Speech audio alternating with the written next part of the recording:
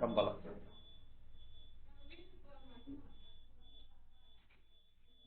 ஆசை கூர்பத்தனின் மனோபத்மமான பூ வைத்து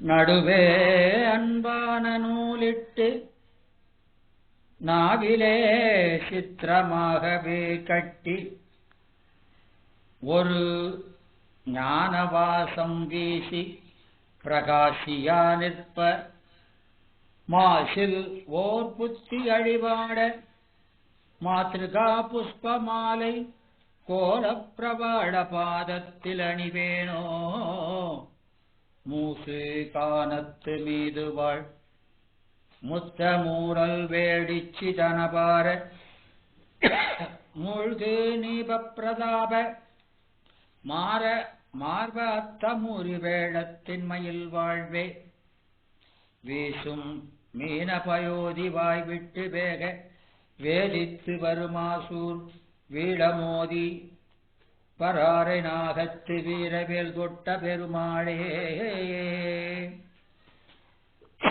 திருச்சிற்றம்பலம்.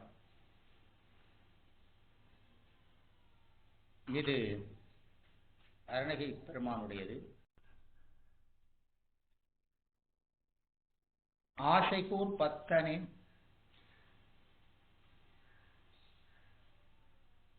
மனோபத்மமான பூ வைத்து, அதாவது நீங்க அருணகிரிநாதரை பத்தி கேள்விப்பட்டிருக்கீங்க. சந்தக்கவி அப்படின்னா அது அருணகிரி தான். அவரை போல யாரும் சந்தக்கவி பாடலை. அப்படி பாடினவர். அவரு பாடின பாடல்கள் நமக்கு முழுதாக கிடைக்கல, ஒரு பகுதி தான் கிடைச்சிருக்குது. அவருடைய பாடல்கள் முழுதும் கிடைச்சிருந்தா நமக்கு வாழ்நாள் முழுது படித்தாலும் படிச்சு முடிக்க முடியாது, அவ்வளவு இருக்கும். இவ்வளவு பாடல்கள் அவர் பாடியிருந்தாலும் அவருக்கு ஒரு திருப்தி வரல. இவ்வளவு பாட்டு பாடியும் அவருக்கு திருப்தி வரல. அவர் பெருமானிடத்திலே கேட்கிறார், முருகப்பெருமானிடத்துல, சுவாமி உன்னுடைய திருப்திக்காக இத்தனை பாட்டு பாடினாலும் எனக்கு மன நிறைவில்லை. என்னுடைய திருப்திக்காக நான் ஒரு பாட்டு பாடணும்னு நினைக்கிறேன். அதுக்கு என்னுடைய அறிவிலே நீதான் விளங்கி இருந்து அதுக்கான ஆற்றலை கொடுக்கணும் என்று பெருமானிடத்திலே வேண்டிக் கொள்கிறார். அதாவது இப்போ அவர் பாடல் ஒரு வித்தியாசமான பாடல், அதுவும் எத்தனையோ பாடிட்டாரு. அந்த ஆனாலும் அவருக்கு இன்னும் வேறு வகையான பாடல்களை பாடணுங்கிற ஆசை இருக்கு. அந்த ஆசை ஒரு காலைக்கு ஒரு கால் பெருகிக்கிட்டே வருது. ஏன்னா அது நிறைவேறலைங்கிறதுனால. அது ஒரு பெரிய புலவரை ஒரு சிறந்த செல்வர் விருந்துக்கு அழைத்து சென்றார். அவர் அந்த புலவர் ரொம்ப எளிமையானவர், அடக்கமுடையவர். அது அப்படி எத்தனையோ பேர் இருந்திருக்காங்க. இப்போ இங்க சங்கரங்கோயில்ல நம்ம ஆதீன புலவரா இருந்தார் ரத்தனவேலன். குஞ்சிதபாதத்துக்கெல்லாம் அவர் தான் ஆசிரியர். கேள்விப்பட்டிருக்கீங்களாமா? கேள்விப்பட்டது இல்லையா?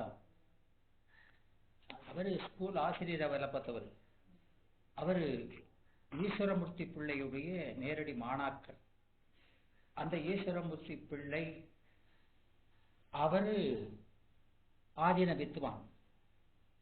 அந்த ஈஸ்வரமூர்த்தி பிள்ளையுடைய ஆசிரியர் சிதம்பர ராமலிங்கம் பிள்ளை, அவரும் ஆதீனத்து வித்வான். விளங்குதாமா? இப்படி அந்த சிதம்பர ராமலிங்கம் பிள்ளையிலிருந்து ஆரம்பிச்சு இப்போ குஞ்சிதபாத வரைக்கும் அந்த குறி சந்தானம் அப்படியே வருது. அது ஒரு பெரிய சிறப்பு. தகுந்த ஒரு மாணவரை உண்டு பண்ணி அவர் ஆதீன புலவராகவும் வர்றதுங்கிறது கிடைக்கிறதுக்கு ஒரு பெரிய அரிய ஒரு பாக்கியம். அது அப்படி இருக்காங்களா இல்லையா? அந்த ரத்தினவேலன் அவரு மிக மிக எளிமையானது, கஷ்டப்பட்டவரும் கூட, ரொம்ப எளிமை. நிறைய ஊர்களுக்கு இப்போ திருநெல்வேலி, இப்போ எங்க ஊருக்கு அதெல்லாம் மாசம் ஒரு தடவை வந்து 2 தடவை வந்து சித்தியாரு இது யாராவது பாடம் நடக்கும். யாராவது ஒரு வீட்டில் கூப்பிட்டு போய் பழையதை சாப்பிட்டுட்டு பஸ் அடிச்சு கொடுப்பாங்க, அதை வாங்கிட்டு போவாங்க. பாருங்க, அப்படியெல்லாம் இருந்திருக்காங்க. ஏன்னா அதுதான் சொல்வாங்க, இந்த இதுவும் ஏழ்மையும் ரெண்டும் ஒன்னாவே பிறந்திருக்கு. புலமையும் ஏழ்மையும் திருவேறு தெள்ளியராதல் வேறுன்னு திருக்குறள்ல சொல்றாரா இல்லையா? அதை இவங்க கிட்ட தான் நிறைய பார்க்கலாம். எங்க ஆசிரியருடைய ஆசிரியரும் அப்படித்தான். விளக்குதா? ராமச்சந்திர பாண்டியன் இருக்காங்களா இல்லையா? அவங்களுடைய ஆசிரியர் சிவசுப்பிரமணிய ஐயர். அவர் ஸ்கூல் வாத்தியாரா இருந்து ரிட்டையர்ட் ஆகி சாப்பாட்டு கூட ரொம்ப கஷ்டப்படக்கூடிய அளவுக்கு வறுமையில தான் வாழ்ந்திருக்காங்க. இப்படி நிறைய பேர். அதுபோல ஈஸ்வரமூர்த்தியா பிள்ளை, அவரும் இறக்கிற தருவாயில அவருடைய மாணவர் வீட்டில தான் இருந்து அவரை பாதுகாத்து அவர் வீட்டில தான் அவர் இறந்து போனார். அந்த அளவுக்கு தான் அந்த பரம்பரை அப்படித்தான் இருந்திருக்கு, கஷ்டப்பட்டிருக்காங்க அவ்வளவு. அதனால இந்த ஏழ்மைங்கிறது திருக்குறள்ல சொல்றாருலாமா, திருவேறு தெள்ளியராதல் வேறு. அது இருந்தா இது இருக்காது, இது இருந்தா அது இருக்காது. அதனால இவர் ரொம்ப அடக்கமுடையவர், ஏழ்மையில உள்ளவர். இந்த புலவர் அவர் ரொம்ப சொற்பமான ஒரு உணவை உண்டு பழகியவர். அதான முடியும். அவருக்கு செல்வர் பெரு விருந்துக்கு ஏற்பாடு செய்திருக்கிறார். பல வகையான கறிகளையும் குழம்பு வகைகளையும் அங்க பட்சணங்களையும் அங்க அவருக்கு படைச்சிருக்கிறாரு. இவர் பெரிய விருந்தாளின்னு வச்சிருக்கிறாரு. எனக்கு இஞ்சி துவையல் வேணும்னு கேட்டார். எனவே அப்படி கேட்டு அந்த விருந்தரவருக்கு, அந்த விருந்து கொடுக்கிற அந்த பெரியவருக்கு இது ஒரு பெரிய காரியம் இல்லை. அதையும் பின்பு அவர் உடனே தயார் பண்ணி கொடுக்க சொன்னாரு, சாப்பிட்டாருன்னு வைக்கிறேன். அதாவது சுந்தரமூர்த்தி சுவாமிகள் சொல்லுவார், பெருமான்கிட்ட போனா என்ன கேட்கணும்னு கூட தெரியுது. விளங்குதாமா?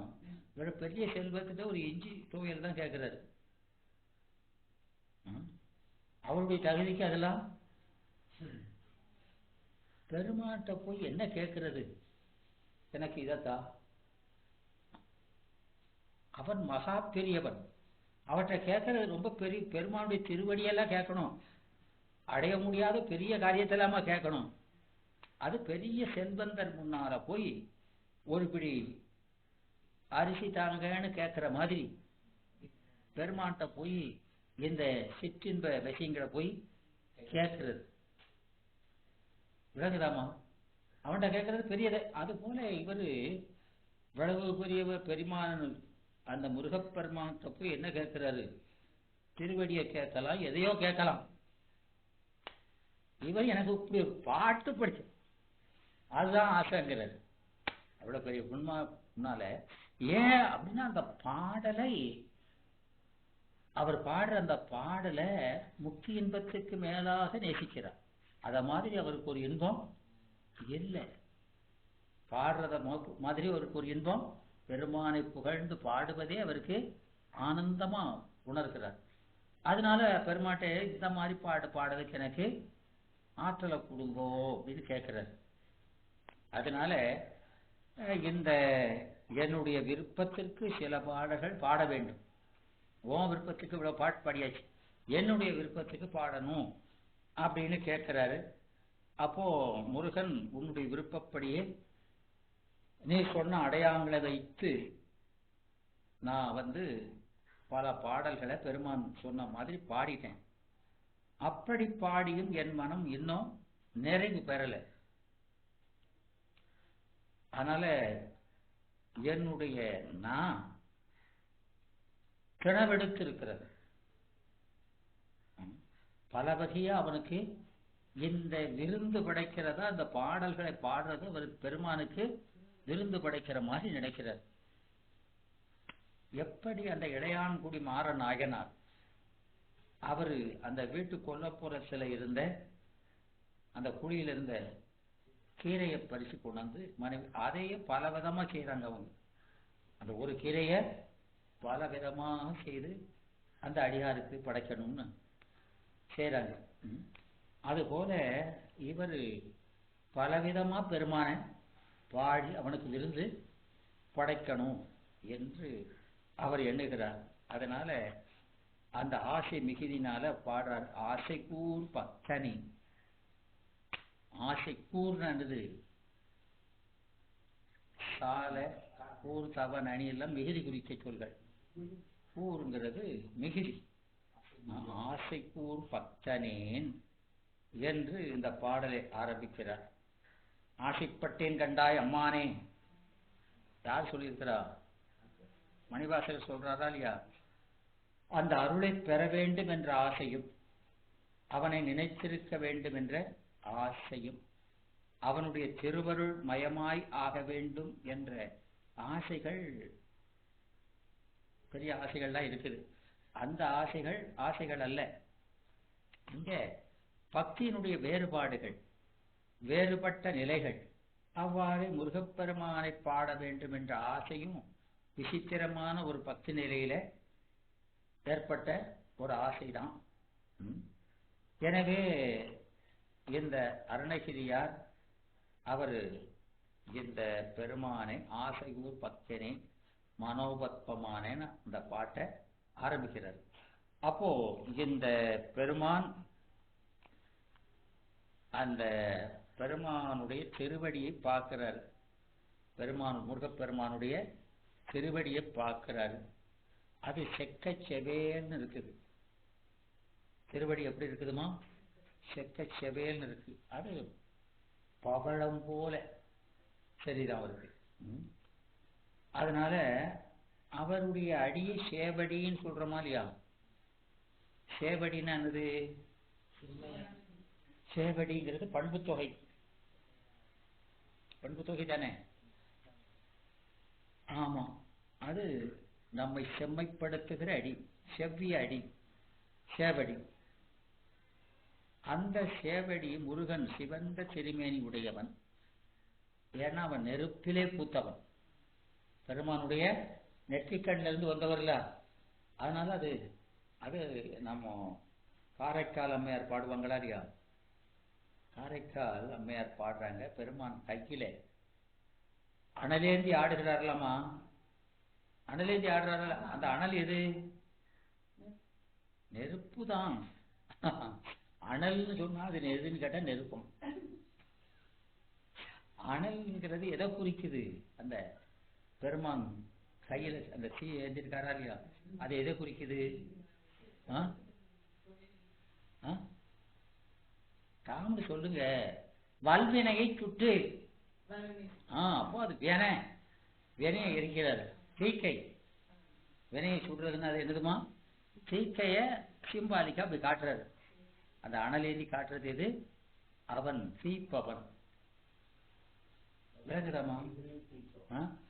ஆமா. அதான் அது மாயதனை உணரி வல்வினையை சுட்டுன்னு சொல்றாரா இல்லையா? வல்வினையை சுட்டு சுடுறது. இங்க அந்த அம்மை பெருமானுடைய கையில ஏந்திருக்கிற அந்த அனலை பார்த்து, அந்த அனல் செவச்செவேன்னு இருக்குது. இது செவச்செவேன்னு இருக்குதே. அவன் கைய பார்க்கறாங்க. அது இருக்கு. இந்த கை சோப்பா இருக்கிறதுனால அனல் சோப்பாயிட்டுதான். அந்த அனலை ஏந்தினதுனால கை சோப்பா இருக்கா அப்படின்னு பாடுறாங்க. விளங்குதாமோ? அந்த அனலை கையில வச்சிருக்கிறதுனால கை சூடுபட்டா செவந்து போயிருமா இல்லையா? அப்படி ஆச்சா? இல்ல உன் கையினுடைய சிவப்பு அந்த அனலுக்கு, ஏன்னா அந்த பெருமான் எதையுமே எந்த பொருளிடத்திலிருந்து பெறுவது இல்லை, அதனால உன் கையில இருந்துதான் அங்க போயிருக்கணும் அப்படின்னு அந்த அம்மா பாடுறாங்க. எவ்வளவு நுட்பமா சொல்றாங்க பாருங்க. நமக்கு கீழ இருந்து வந்துடும், கீழ இருந்து கை சுட்டு பொத்து சிவந்துடும். அவனுக்கு அப்படி ஆகாது, அதனால இந்த கையில இருந்து தான் அங்க போயிருக்கணும் அப்படின்னு சொல்லிடுறாங்களா. விளங்குதாமோ? அது போல இங்க சொல்றாரு, இந்த பெருமான் நெருப்பு போல செக்கச்செவேல்னு இருக்கிறார். ஆமா, ஏன்னா நெருப்புல பூத்தவன். அதனால அந்த பாதம் பவளம் போல இருக்குதா?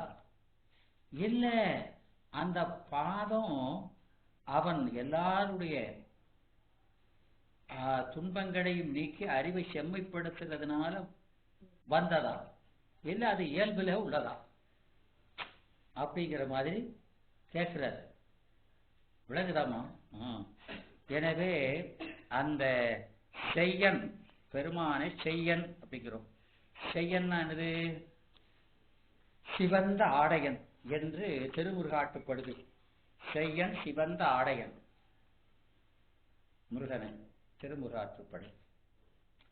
பவளத்தன்ன மேனி திகழ் ஒளி என்று குறுந்தொகை அவனை சொல்கிறது. குறுந்தொகையில முருகனை சொல்லுது. பவளத்தன்ன மேனி, பவளம் போல மேனி, திகழ் ஒளி, அதுல பவளது மாதிரி மற்றது இல்லாம அதுல ஒளி, இப்போ மாணிக்கம் போல இருக்குன்னு சொல்லணும். அப்படி ஒளியோட இருக்குது. செங்கோட்டு பிள்ளை, சிவந்த பிள்ளை என்று தனிப்பாடல்கள் இருக்குது முருகப்பெருமானை பற்றி. அந்த குழந்தையினுடைய பாதத்தை முதல்ல பார்க்கிற, ஏன்னா அடியவருக்கு அதுதான் நோக்க வேண்டிய இடம், அதனால அவர் அந்த பாதத்தை பார்க்கிறார். அதான அருள் விளைக்கக்கூடியது. அவன் பெருங்கருணையை காட்டுறது தானே அந்த பாதம். அதனால அவருடைய கண்ணு எங்க போகுது? அந்த பாதத்துல தான். அதனால அந்த பாதத்தை பற்றி கொண்டார். ஐயா வாங்க, ஐயாப்பா பெரிய அடியார் வந்துட்டாரு. அந்த பாதத்தை பற்றி கொண்டார் நம்முடைய அருணகிரிநாதர். அவனுடைய திருவடியின் பவள வண்ணத்தை கண்டு கண்டு அந்த வண்ணத்தை பார்த்து பார்த்து பாராட்டுறார். அந்த பெருமானுடைய திருவடியினுடைய சிறப்பு பார்த்து அந்த அழகிய குழந்தை மெல்ல அது தளிர் நடை விட்டு வருமானால் அந்த காலுக்கு தண்டை போட வேண்டும் என்று தாய் நினைப்பாள். நடக்க பழையாச்சுன்னா அந்த காலில் போடுவாங்களா இல்லையா? நினைப்பாள். அதுபோல பெருமானுடைய அந்த கோல பிரவாள பாதம். என்ன பாதம்? கோல பிரவாள. கோலம்னா என்னது? கோலம் என்னமா? கரெக்டா சொல்றீங்க. கோலம்னா அழகுதான். அப்ப நீங்க கோலம் போடுறீங்களா இல்லையா? வீட்டுல கோலம் போடுவீங்களா இல்லையா? அதுக்கு என்ன அர்த்தம்?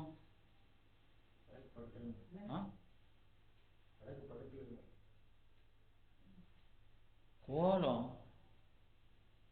கோணலா தானே போடுறீங்க. கோடுகள்லாம் கோணல் கோடுகள் தானே. கோணனிலே ஒரு மாணல் இருந்தால் அதுவும் கோலமாம் அப்படின்னு சொல்லி அது ஒரு தத்துவம். கோணல் நாமெல்லாம் அறிவுல கோணல் இருக்கிறதுனால வந்திருக்கோம். அப்படி வந்தாலும் அதுல ஒரு மாணல். மாணல்னா என்னது? ஒழுக்கம். அந்த கோணலை கூட ஒரு ஒழுக்கமா போட்டா அதுவே கோலமாகும். அங்க வந்து அத சொல்றது வாயில வைக்கிறதுக்கு காரணம், பெருமாள் வீட்டுக்கு வாயில் எது? நம்ம அறிவு. அதுல இப்படி இருக்கணுங்கிறது வீட்டு வாசல்ல போடுறோம். வீட்டுக்கு வாயில இந்த வீட்டுல இப்படி போட்டு காமிக்கிறோம் சிம்பாலிக்கா. விளங்குதா? எல்லாமே வீட்டுல வாசல்ல கோலம் போடுறோம். வீட்டுக்கு வாசல் அதான் நம்ம வீடு, இதான் நம்ம வீடு இல்ல. நம்ம வீடு எது? திருவடி.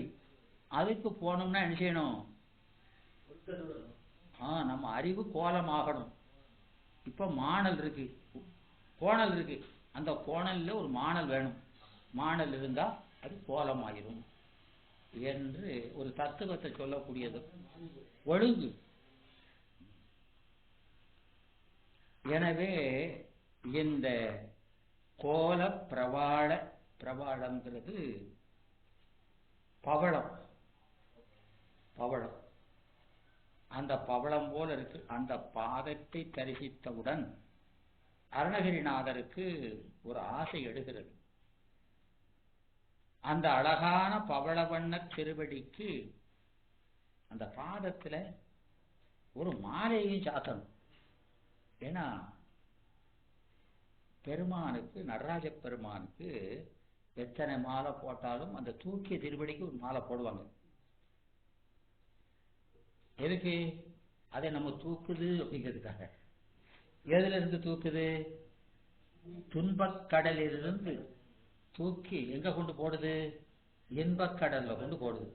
அப்போ அந்த இதுக்கு ஒரு மாலை போடணும். அது போல இந்த பெருமான் அந்த திருவடி, அது சேவடின்னு பார்த்தோமா இல்லையா? அது அந்த சேவடிக்கு அதை பார்த்த உடனே அந்த அதை பற்றியே சிந்திக்கிறார். சிந்திச்சவர் என்ன செய்யறாரு? அதுக்கு ஒரு மாலையை சூடணும் அப்படின்னு நினைக்கிறார். அந்த ஆசையை யாரிடத்துல போய் சொல்வது? யாரு கட்டுவா? நான் கட்ட முடியுமா அப்படிங்கிறார். உன் காதுக்கு ஏற்ற ஒரு மாலையை போடணும். அந்த மாலையை நான் செய்ய முடியுமோ? விளங்குதாமா? நான் அசர்ஷா, நீ ஆட்டுனா ஆடுதவன், நான் எனக்கு என்ன வேணும்னு ஆசை தான் படுவேன். நீ தானே நான் ஆசைப்பட்ட இடத்துக்கு கொண்டு வைக்கணும். பெருமானே எனக்கு இந்த ஆசை என்று பெருமானிடத்தில் அப்படி சொல்றார். விளங்குதாமா?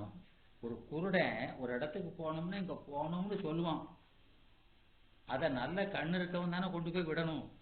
எனவே எனக்கு நல்ல கண்ணு தான் இருக்குது, நல்ல கண்ணுடைய நீ தான் கொண்டு விடணுங்கிற மாதிரி பெருமானிடத்துல கேட்கிறார். எனவே அந்த குழந்தையின் தகுதிக்கும் அந்த குழந்தையை பெற்றவருடைய தகுதிக்கும் ஏற்றபடி அதற்கு அணிகடை அணிவார். குழந்தை தகுதி அது எந்த பரம்பரையில வந்தது இல்லையா? இல்லையாமா? அது எப்பேற்பட்ட இதுல வந்திருக்குது? மலைமகள் மதலை, மலைமகள் மதலை தானே. அவர் சாதாரணமானவரா? அந்த மதலை என்ன சாதாரண மதலையா? மேலுலாம் தேவர் குளம் முழுதும் ஆடும் குமர வேள். தேவர்கள் அத்தனை தேவர்களுக்கு வந்தான் தலைவர். அப்போ அது சாதாரண இதை கொண்டு போட முடியுமா? தகுதி கலந்தாப்புல போடணுமே. விளங்குதாமா? அதனால அவர் ரொம்ப தயங்குறார். அதனால அவர் சொல்கிறார், இங்கே முருகப்பெருமானுடைய திருவடிக்கு ஏற்றபடி அல்லவா அந்த அலங்காரம் செய்ய வேண்டும் என்று எண்ணி அதை செய்ய நினைக்கிறவர் அருணகிரி. அதனால அவரிடத்துல உள்ள பொருளுக்கு ஏற்ற அலங்காரம் தன்னிட இருக்கிறத வச்சுத்தானே அலங்காரம் செய்ய முடியும். இவற்றை என்ன இருக்குது? அருணகிரிநாதத்தை என்ன இருக்குது? அதனால அவர் சொல்றாரு, நம்மகிட்ட இருக்கிறத வச்சுதான் செய்ய முடியும், அலங்காரம் செய்ய வேண்டும். அதனால என்னால முடிஞ்ச வாடாத ஒரு மாலையை செய்யலாம், ஒரு வாடாத மாலை செய்யலாம் என்று அந்த மாலையை அணிந்து அளவாக்க விரும்புகிறார். நம்ம மாலை இயன்ற மாலை இதுதான். அப்போ இந்த மாலையை சூட்டி அந்த காலுக்கு சூட்டி பார்த்து நாம ரசிக்கணும் அப்படின்னு அவருக்கு ஒரு எப்படியெல்லாம் ஆசை வருது பாருங்க. அப்படி ஆசைப்படுகிறார். அதனால அந்த கடலுக்கு போய் நாம என்ன செய்யறோம்? ஏமா திருச்செந்தூர் போவீங்களா? யாருக்கு அவட்ட கேட்டா சொல்லுவாரு. போறோம், வருணனை கும்பிட்டு குளிக்கணும் அப்படின்னு இருக்குது இல்லையா? அப்போ அந்த தண்ணி இடுப்பளவு தண்ணிக்கு போனோடனே என்ன செய்யணும்? ஏமா என்னம்மா செய்வீங்க? அது மற்ற ஜனங்கள் செய்வாங்க, நீங்க அப்படி செய்யக்கூடாது. நாம கிழக்கு நோக்கி இருந்து சூரியனை கும்பிட்டு, பெருமானை கும்பிட்டு, சூரியனை கும்பிடுறது சிவசூரியனாக ஞானத்தை கொடுக்கணும். அந்த ஞானத்துக்கு விடயமாக முருகப்பெருமானை பார்த்து கும்பிடணும். விளங்குதாமா? கும்பிட்டு ஆசமனம் பண்ணணும். அந்த தண்ணியை எடுத்து 3 முறை ஆசமனம் பண்ணி புரோச்சனம் பண்ணணும். நாம திருக்கோயில்ல போனா அந்த குளத்துல, திருக்குளத்துல செஞ்சுட்டு போகணும்னு இருக்கா இல்லையா? அது போல அந்த கடல்ல இறங்கி அதை செஞ்சுட்டு தான் குளிக்கணும். விளங்குதாமா? அப்போ அந்த வர்ணனை பூசித்து அவனுக்கு நாம ஆசமனம் செய்ததோடு நாம தலையில அப்படி தொழிக்கிறோமா இல்லையா, அது அவனுக்கு தெளிப்பதாக. அது அர்க்கியம். தலையில தெளிக்கிறதுக்கு என்ன பேரு? அர்க்கியம்னா என்னது? பன்னீர்.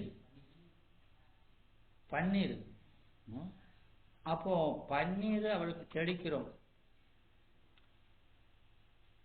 அந்த தண்ணீரை எடுத்து பன்னீரா தெளிச்சுக்கிடும்.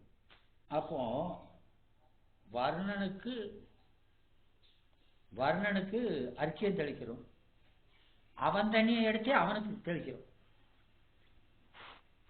விளங்குதாமா? நம்ம கொண்டு வர்றது இல்லை, அவன் தண்ணியை எடுத்து அவனுக்கு அது அர்க்கியம்னு சொல்லி கொடுக்கிறோம். அதே போல இவர் அந்த முருகப்பெருமானுடைய திருவடிக்கு பாமால சூட்ட நினைத்து இந்த அருணகிரிநாதர் அவனுடைய திருவருள் துணையால நீ என் உள்ளிருந்து பாடி அதை நான் சூடுதம்ப. விளங்குதா? என்னால ஒண்ணும் முடியாது. அததான் நாம அந்த சித்தியார்ல படிக்கிறோமே, 10ஆம் நூற்பா படிச்சோம்லாமா? படிச்சாச்சுல? அது 2வது அதிகரணத்துல 2வது அதிகரணம் பத்தியார் சிவஞான போதம்னாலும் சித்தியாரும் சரிதான், எல்லாம் ஒண்ணுதான். அதுல 2வது அதிகரணம் என்னது? என்ன திருப்பிங்கம்மா? எவ்வளவு நாள் படிச்சோம்? ஒரு நாள வருஷ கணக்குல படிச்சாச்சு. பதிஞ்சிருக்கணுமே. இப்போ அழிச்சாலும் அழியக்கூடாத இல்லையாமா? இறைபணி நீற்றல் இல்லையா? அப்போ அதுக்கு என்ன சொல்றாரு மேற்கோள்? மேற்கோள்னு சொல்றேன்.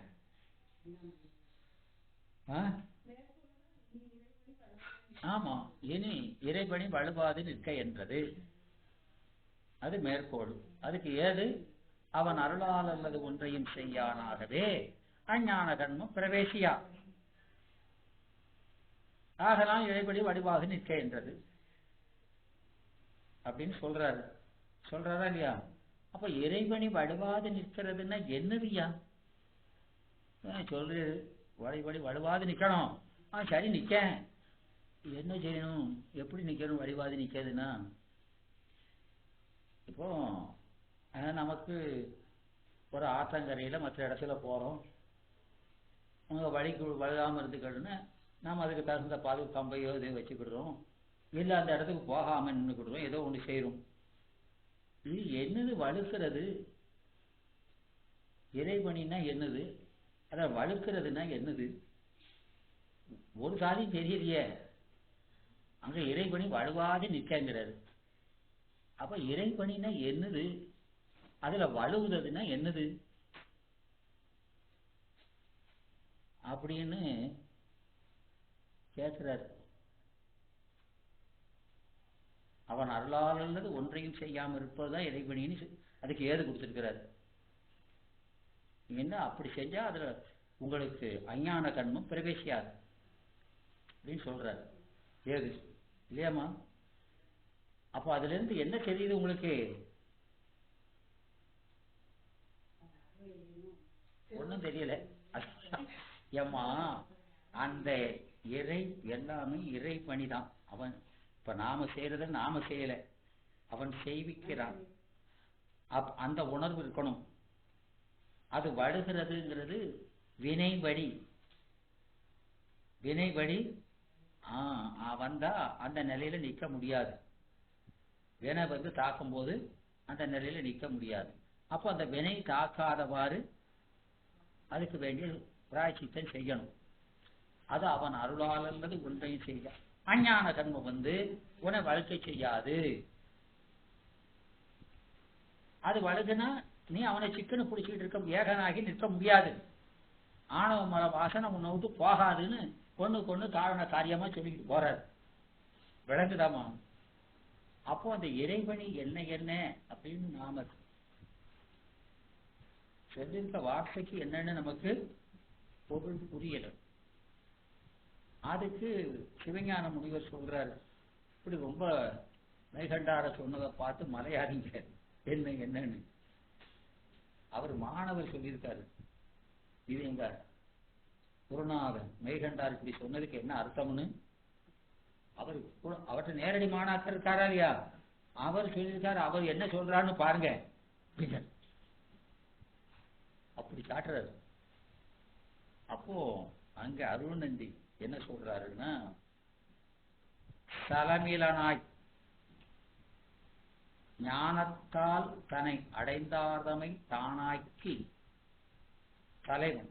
அவன் தலைவன் இருக்கிறதுனால அது அவன் கடன் தலைகன் இல்லையா. அவர்தாம் செய் வினை தன்னால் நலமுடனே பிறர் செய் வினை ஊட்டி ஒழிப்பானாய் நணுகாமல் வினையவரை நாடி காப்பன். புரியுதாமா? புரியுதா புரியலையா? படிச்சிருக்கீங்க. பொருள் என்னது? ஏன்னா அவன் சலமிலன். ஞானத்தால் தன்னை அடைந்தார்தமை, ஞானத்தினால இவரை அடைகிறாங்க. அவரை தானாக மாத்தணும் இல்லையா? தன்னை போல. திருவள்ளுவர் பேர் 2வது பாட்டு என்னது? திருவள்ளுவர் பேர் 2வது பாட்டு என்னது? தன் நிலைமை மண்ணுயிர்கள் சார தன் சக்தி பெண்ணாமலான் எங்கள் பிறான். அவன் நிலைமை என்னன்னு முதல் பாட்டுல சொல்லியிருக்காரே. இன்னொன்னுக்கா சொல்லிட்டு போக முடியுமா? அந்த சொன்னது அந்த நிலைமைய உயிர்களும் அடையுமாறு செய்வான் அப்படின்னு சொல்றாரா இல்லையா? அப்போ மாறாத அறிவானந்தம், மாறாத அறிவும் மாறாத ஆனந்தம் அடைய செய்வான் அப்படின்னு சொல்றாரு. விளங்குதாமா? அதானே சொல்றாரு. இப்போ அப்படி செய்யணும். சலமீலனாய் அப்படி செய்யணும். அவர் என்ன செய்கிறாரு அப்படின்னா, அவர்தாம் செய் வினை தன்னால், அவங்க முன்னால செய்த வினை இருக்காலியா, அதனால என்ன செய்கிறாருன்னா, நலமுடனே பிறர் செய் வினை ஊட்டி ஒழிப்பானாய். நலமுடனே அப்படின்னு முதல்ல அதை சொல்லி அதுல இடையில நீ கேள்வி கேட்கப்படாதுன்னு முதல்ல சொல்றாரு. ஏன்னு கேட்பேன். அதுதான் அவனுக்கு அவனுக்கு செய்யறது நலம். அதனாலதான் அவன் சலம் இல்லைன்னு சொல்லியிருக்கு. விளங்குதா? அவனுக்கு பிறர்னு சொன்னதுனால யாரு? ஞானம் அடையாதவர். ஞானத்தால் தன்னை அடைந்தார் தமைன்னு சொன்னாரா இல்லையா? பிறர்னு சொன்னது அதான் ஞானம் அடையாதவர். சித்தியார் 10 தான், 2வது அதிகாரம் தான். என்னன்னு கேட்க இதெல்லாம் படிச்சோம். விளங்குதாமா? அதனால என்ன செய்யறாரு? அப்போ பிறர்ங்கிறது யாரு? ஞானம் பெறாத உலகர். அப்போ அவனுக்கு என்ன செய்யணும்? ஞானம் பெற வைக்கணும். பெற்றவனுக்கு ஆனந்தம் கொடுக்கணும், இவனுக்கு பெற வைக்கணும். அதனால அவனுக்கு செய்யற நலம் எது? மருந்து கொடுக்கறது தான். அதனால நான் நலமுடனே இல்லையா, பிறர் செய் வினை ஊட்டி, அந்த வினை பயன் அவர்களுக்கு மருந்தாக ஊட்டி ஒழிப்பானாய், அவருக்கு இருக்கிற அந்த நோயை, அஞ்ஞானம் என்ற நோயை ஒழிக்கிறான். அது அவனுக்கு நலம். எவ்வளவு அழகா சொல்லியிருக்காருமா, அருமையா சொல்றாரு. விளங்குதாமா? அப்போ இவருக்கு நணுகாமல், இவருக்கு வினை நணுகாமல். ஏன் வந்தா? இவரு சிவபோகத்தை நுகர்றதுக்கு வினப்பு வந்தா இவருக்கு இடைஞ்சல். விளங்குதாமா? அவனுக்கு அது தேவை, இவனுக்கு தேவையில்லை. அதனால இவனை நணுகாமல் வினை. அவரை நாடி, பெருமான் அவரை நாடி, வினை நாடாமுன்னும் பெருமான் நாடி, அவர் நலத்தை நாடி. நாடினானது அவன் போய் எங்கேயோ போயிருக்கான் போலுக்கு பண்ணா வருவான் போலுக்குன்னு நினைக்கப்படாது. அவருடைய நலத்தை நாடி என்ன செய்யறாரு, அவரு அந்த வினை அணுகாமல் காக்கிறார் இல்லையா? அப்போ இவனுக்கு நம்ம மருந்து கொடுக்கிறோம். அதனால இறைபணி நிக்கணும், இறைபணி நிக்கணும். அதுக்கு என்ன செய்யணுங்கிறாரு, உலகினில் உலகினில் என் செயலெல்லாம் உன் விதியே என்று நீ என்ன புரோகிராம் பண்ணி வச்சிருக்கியோ அது இந்த பொம்மை ஆடிக்கிட்டு இருக்கு. நீ பண்ண மாதிரி இது ஆடுது. இதா ஒன்னும் செய்யல. விளங்குதாமா? எனவே அங்க சொல்றாரு, உன்னுடைய விதி, நீ என்ன விதிச்சிருக்கிறாயோ அது இங்க எக்ஸிக்யூட் ஆகிட்டு இருக்குது. விளங்குதாமா? அதனால உலகில் என் செயலெல்லாம் உன் விதியே என்று நீயே உள் நின்று செய்தும், எனக்குள்ள இருந்து செய்தவன் அல்ல, செய்தவனும் நீதான். செய்தும் செய்விக்கின்றாய், செய்கிறான் செய்விக்கின்றான். அது என்னது? செய்து, நீயே உள் நின்று செய்து செய்விக்கின்றாய். செய்துங்கிறது தன்வினை, செய்வித்தல்ங்கிறது பிறவினை. அப்படி சொல்றாரு. அப்ப அது என்ன தெரியுது, எனக்கு உள்ள இருந்து நீதான் செய்த, என்னை செய்ய வைக்க. இதுதான் நிறைய பேர் எழுதிட்டாங்க. விளங்குதா? அது தப்புங்க. விளங்குதா? நீயே உள்நின்று செய்தும், நான் செய்வதெல்லாம் நான் வெறும் பொம்மை, உள்ள இருந்து செய்த, நான் செய்ததெல்லாம் நீதான் உள்ள இருந்து செய்த. அறிவுக்குள்ள இருக்கணும், அறிவு தானே செய்தே. உடம்பு செய்யுதுன்னா அறிவுல என்ன இருக்கோ அதானே செய்யும். உடம்புக்கு அறிவா இருக்கு, நாம இதை செய்யணும் அதை செய்யணும் செய்யறதுக்கு. அது போல எனக்கு அறிவு கிடையாது. அந்த உடம்பு மாதிரிதான் நான், அதுக்குள்ள உயிர் மாதிரி நீ. நீ நினைச்சத உடம்பு செய்யறது போல நீ நினைச்சத நான் செய்யறேன். அப்படி சொல்ற. விளங்குதா? ஏன்னா அந்த அட்டமூர்த்தத்துல உயிர் அவனுக்கு ஒரு உடம்புன்னு சொல்லியிருக்கா இல்லையா? அப்போ அவன் தானே உயிர், அவன் நினைச்சதானே இது செய்யும். அப்படித்தான் செய்யறேன். விளங்குதா? செய்விக்கின்றாய் என்பது பிறர் எனக்கு செய்வதும் அவர் மூலம் நீயே செய்விக்கின்றாய். அப்படி சொல்லணும். நான் செய்யறது நீ உள்ள இருந்து இதை செய்வீங்க, பிறர் அவருக்குள் இருந்து அவர் மூலமாக கொடுப்பது நீதான் என்று. விளங்குதாமா? நீயே உள் நின்று செய்தும் செய்விக்கின்றாய் என்றும் நிலவுவதோர் செயல் எனக்கு என்று. விளங்குதாமா? எல்லாம் உன் செயலே என்று நினைவாருக்கு இந்த நினைவு வர வரைக்கும் மருந்து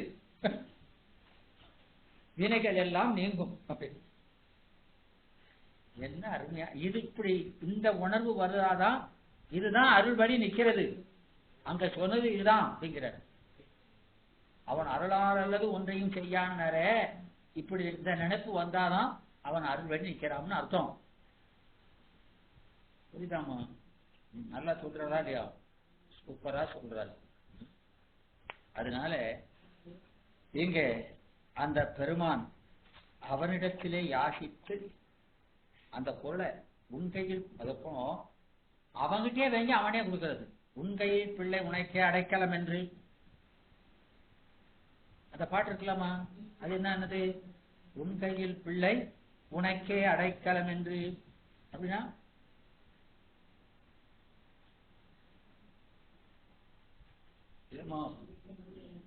இப்போ அந்த பிள்ளைகள் எல்லாம் அவனுடைய தானே, அந்த பிள்ளை அவனுக்கு அடைக்கலமாங்கிறோம். பொருளே அவன் தானே, அவன் இதை கொண்டு அவனுக்கு அடைக்கலம்னா இதை அவனுக்கு கொடுத்தா சரி, அவன் இதை எடுத்து அவனுக்கு கொடுக்கறதுங்கிறது அது என்ன? விளங்குதாமா? பொருள் இருந்தா அது அவனுக்கு அடைக்க, அவன் பொருளை வாங்கிட்டு அவனுக்கு அடைக்கலங்க. விளங்குதா? அதான் சொல்றாரு. அப்போ பெருமான் எதுக்கு அப்படி கொடுத்தார் போல இப்போ பெருமானே நான் உனக்கு அடைக்கலம்மா. நீ என்ன நீ அவன் புள்ள தானே, அவனே அவன் அவன் அவன் பொருள் அவை உடனே ஆள்லாம் ஆங்குன்னு சொல்லிட்டாரா இல்லையா? அவனை என்ன ஒன்ன என்ன அவனை கொடுக்குறது, கொடுத்தாலும் கொடுக்கட்டாலும் நீ என்னைக்கும் அவன் பொருள் தான் இருக்கு. என்ன சொல்றது கொஞ்சம் யோசிச்சு சொல்ல வேண்டாமா அப்படின்னு சொல்றாரு. விளங்குதாய்யா? நாம அவனுக்கு அடைக்கலாம்னு சொல்றோமா இல்லையா? என்ன அடைக்கலாம் விளங்குதா? அது போல கல்யாணத்துல தார வாத்து கொடுக்கறாங்களா இல்லையா? அதுக்கு சொல்றாரு,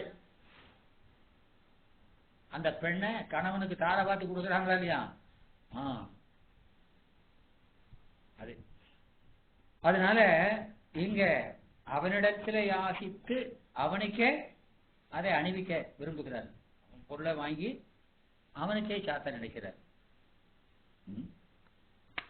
அதனால ஆண்டவனே, ஒரு காலைக்கு ஒரு கால் ஆசை மிகுந்து வருகிறேன் பத்தனாகிய நான் உன் கோலப்பிரவாள பாதத்துக்கு ஒரு மாலை அணிய வேண்டும் என்று விண்ணப்பித்துக் கொள்கிறார். அந்த மாலை என்னபடி இருக்க வேண்டும் என்று அடையாளம் சொல்றார். அத அவர் சொல்லி இவர் பாடினாராம். இப்ப இவர் சொல்லி அந்த என்னுடைய விருப்பத்தை கேட்க என்னுள்ளிருந்து நீ பாடணுங்கிறார். விளங்குதா? முதல்ல அவருக்கு அவர் பெருமான் எடுத்து கொடுத்து இப்படி பாடுன்னு சொன்னாரா இல்லையா? முத்தை தருன்னு அப்படி சொன்னார். அது போல இப்போ அவர் சொல்லி இத்தனை பாட்டு பாடிட்டோமா, இப்ப நான் சொல்லி பாடணுங்கிறாரு. விளங்குதாமா? அதை நான் உனக்கு சூட்டணும் அப்படின்னு சொல்றாரு. ஏன்னா எனக்குண்டு செய்தது இருந்தது, நீதான் இந்த ஆர்டருக்கு செய்யணுங்கிறார். இவர் போடுற ஆர்டருக்கு அதை செய்யணுங்கிறார். விளங்குதாமா? அதனால அந்த மாலை அணிவிக்க வேண்டும் என்று விண்ணப்பிக்கிறார். அந்த மாலை என்னப்படி இருக்க வேண்டும் என்று அடையாளம் சொல்றாரு. இப்போ நம்ம தமிழ்நாட்டை எடுத்துக்கிட்டோம்னா மலரை கொண்டு மாலை கட்டுதுன்னு சொல்றேன். அந்த இது நிறைய இடத்துல இருக்குது. நம்ம நாகர்கோவில் போற வழியில இருக்க கோபாடை, அதெல்லாம் மாலை கட்டுறதுக்கு அந்த காலத்திலிருந்தே ரொம்ப பிரசித்தி பெற்ற கலைஞர்கள்லாம் அங்க இருக்கிறாங்க. அதனால தலைக்கு அணிகின்ற மாலைக்கு என்ன சொல்றோம்? இண்டைங்கிறோம் இல்லையா? கையில அணிகிற மாலை இருக்குது, மார்பிலே அணிகிற மாலை இருக்குது. மார்பில தாருங்கிறோம். தாருங்கிறது பொதுவா மாலைன்னு சொன்னா கூட அது மார்பிலே அணிவதை சிறப்பாக குறிப்பது தார். அதுபோல மகளிர் அணிகின்ற மாலைக்கு கோதை. தாருங்கிறது ஆடவன் அணிவு, மகளிர் அணிவதற்கு கோதை என்று பெயர். தலையிலே செறி கொள்கிற மாலைக்கு கண்ணி. கழுத்து முதல் கால் வரைக்கும் நீளமா இருக்கிற பெருமானுக்கு கீழே வரைக்கும் சூட்டுறோம்ல, பாத வரைக்கும், அப்படி சூட்டினால் அது தாண்டா மாலை. அதுக்கு என்ன பேரு? தாண்டா மாலை. கழுத்து அது அந்த இப்படி அந்த கழுத்திலிருந்து கீழே வரைக்கும் அவனுடைய திருமேனி பூரா இருக்கிறதா அப்படி போடுறது. இப்படி பல வகை மாலைகளை கட்டுகிறார்கள், இறைவனுக்கு அணிவார்கள். இந்த மாலை, தார், கோதை, கண்ணி, செறியல், தொடைகள், ஒளியல், தாமம் என்று மாலைக்கு பல ஒரு முருகநாயனார் இதுல சொல்றாரு. அந்த சங்க நூல்களிலும் இலக்கியங்கள்ல நிறைய மாலை வகைகள் எல்லாம் அங்க பாடாதே கிடையாது, அதெல்லாம் பாடியிருக்கிறாங்க. எத்தனை மாதிரி மாலைகள் கட்டுவாங்கங்கிறது. இந்த அனைத்து சொற்கள் அனைத்தும் சில வேறுபாடு உடையது. கண்ணி, தார், மாலை, கோதை என்ற சொற்கள் அது வெவ்வேறான மாலைகளை குறிக்கிற அடையாளங்கள். கண்ணி என்பது தலையிலே சூடுவது. செறிவாக நெருக்கமா கட்டணும். அதை எப்படி கட்டணும்? நெருக்கமா கட்டணும். பல வண்ணங்களை கொண்டு ஒரே கலர்ல செய்யக்கூடாது, பல வண்ணங்களை கொண்டு சேர்த்து போடணும். தார் என்பது ஆண்கள் அணிவது. அப்புறம் மாலை அது பெண்கள் அணியக்கூடியது கோதை. இருபாலரும் அணியக்கூடியது தெரியல். ரெண்டு பேரும் அணியக்கூடியது அந்த மாலைக்கு தெரியல். அதுல தேர்ந்தெடுக்க மலர்களால் தொடுப்பது அது தெரியலுக்கு. தெரியலுக்கு என்னதுன்னா ஒரு குறிப்பிட்ட வகை மலரை மாத்திரம் வச்சு தேர்ந்தெடுத்து செய்வதனால் அதுக்கு தெரியல் அப்படின்னு பேர் வந்திருக்குது. இப்படி மாலைகளை இலக்கணம் உண்டு தொல்காப்பியத்திலேயே இதெல்லாம் சொல்லியிருக்கு. எனவே இந்த ஒரு வகை வேந்திடை தெரியல் வேண்டி என்று தொல்காப்பியர் சொல்றார். அதனால இந்த தெரியல் என்பது இன்ன குலத்தினர் என்று அறிந்து கொள்ளக்கூடிய ஒரு அடையாள மாலையாகவும் இருக்குது. மன்னர்கள் அந்த காலத்துல போருக்கு போகும்போது வெற்றி ஒன்றை இது வெவ்வேறு இது போடாங்களா இல்லையா, அதை பார்த்த உடனே எதுக்கு போறான்னு தெரியற மாதிரி தானே. இது முற்றுகையில போறானா இல்ல முற்றுகை காவல் உடைக்கிறானா, இப்படி ஒவ்வொன்றுக்கும் இல்ல வெற்றி பெற்று வாகை சூடி வாரானா, இப்படி அந்த பானையை பார்த்தே கண்டுபிடிக்கிற மாதிரி வெவ்வேறு அடையாளங்களாக அணிந்து கொண்டார்கள். இந்த இவரு இப்போ பூமாலைகள் இத்தனை வகையா இருக்குது. அந்த பூமாலையை இத்தனை வகையா பெருமானுக்கு செய்து சாற்றுகிறாருங்களே. இப்போ இதுல சொல்றாருல, இந்த மணிவாசக பெருமான் சொல்றாரு, பல்லாய் மலரிட்டு சொல்றாரா இல்லையா, முட்டாது இறைஞ்சும். அதாவது அந்த அடியார் அவர் நினைப்பு பூரா இன்னைக்கு எந்த இடத்துல என்ன மலர் இருக்கு, இது எந்த சாமிக்கு என்னென்ன மாலை கட்டி போடலாம், இதே வேலைதான். இதே சுத்தி பார்ப்பாரு, எங்கெங்க மலர் இருக்குன்னு சரிவை எடுத்துட்டு வருவாரு. காலையில போய் அதை பதிவு இன்னைக்கு இந்த சாமிக்கு கொண்டு போடணும் சனி. அதானே அப்படி சொல்றாரு மணிவாசகர், அப்படித்தானே சொல்றாரு, முட்டாது இறைஞ்சும் அப்படிங்கிறாரு. இது ஒவ்வொரு கோயிலையும் போய் அப்படி செய்யறாரு. அப்போ அது போல இந்த மலர் மாலைகளையே இப்படி விதவிதமா சூட்டுறாங்களே, ஏன் பாமாலையும் இப்படி விதவிதமா சூட்ட வேண்டாமா பெருமானுக்கு? எனக்கு முடிஞ்சது இந்த மாலை தானே, இதை ஒரே மாலையா சூட்டா உனக்கே அது சளிப்பு வந்துடும். எனவே எனக்கு அந்த ஆசை வர்றது நியாயம் தானேங்கிறார் முருகன். இப்படி ஆசை வந்தது நியாயம் தானே, இவங்களெல்லாம் சூடுதை பார்த்து எனக்கு பொறாமையா இருக்காதா, உனக்கு இப்படி எல்லாம் பல மாதிரி சூட்டி அழகு பார்க்கணும்னு நினைப்போமா இல்லையா, அது நினைக்கிறேன் சார். அதனால அது நமக்கு காமம் என்பது நாரினால் கட்டப்படுகின்ற மாலை. அது நமக்கு கொண்டு வந்து தனி இடத்திலிருந்து போக்கும் கோவைகள். போக்குறது பேர் என்ன பேரு? கோவை. இண்டை சுருக்கம், சுருக்கா போட்டு போடுறது இண்டை. தாமம் உடன் இணைக்கும், தாமம் என்பது தேர்ந்தெடுத்ததை போடுறது, அதை இணைக்கும் வாச மாலைகளும். தண்டில் கட்டும் கண்ணி, தண்டில் கட்டுறது அந்த கம்புல கட்டுறது அந்த கண்ணியும். தாளில் பிணைக்கும் பிழையலும். தண்டில் கட்டுறதுன்னு பார்த்துருக்கீங்கல்ல, இந்த தண்டில சுவாமிக்கு தண்டில கட்டுறதுன்னா கம்புல கட்டுறது. சுவாமிக்கு பின்னால இது மாதிரி ஒண்ணு போல திற மாதிரி ஸ்கிரீன் மாதிரி போட்டிருப்பாங்க பேக்ரவுண்டு,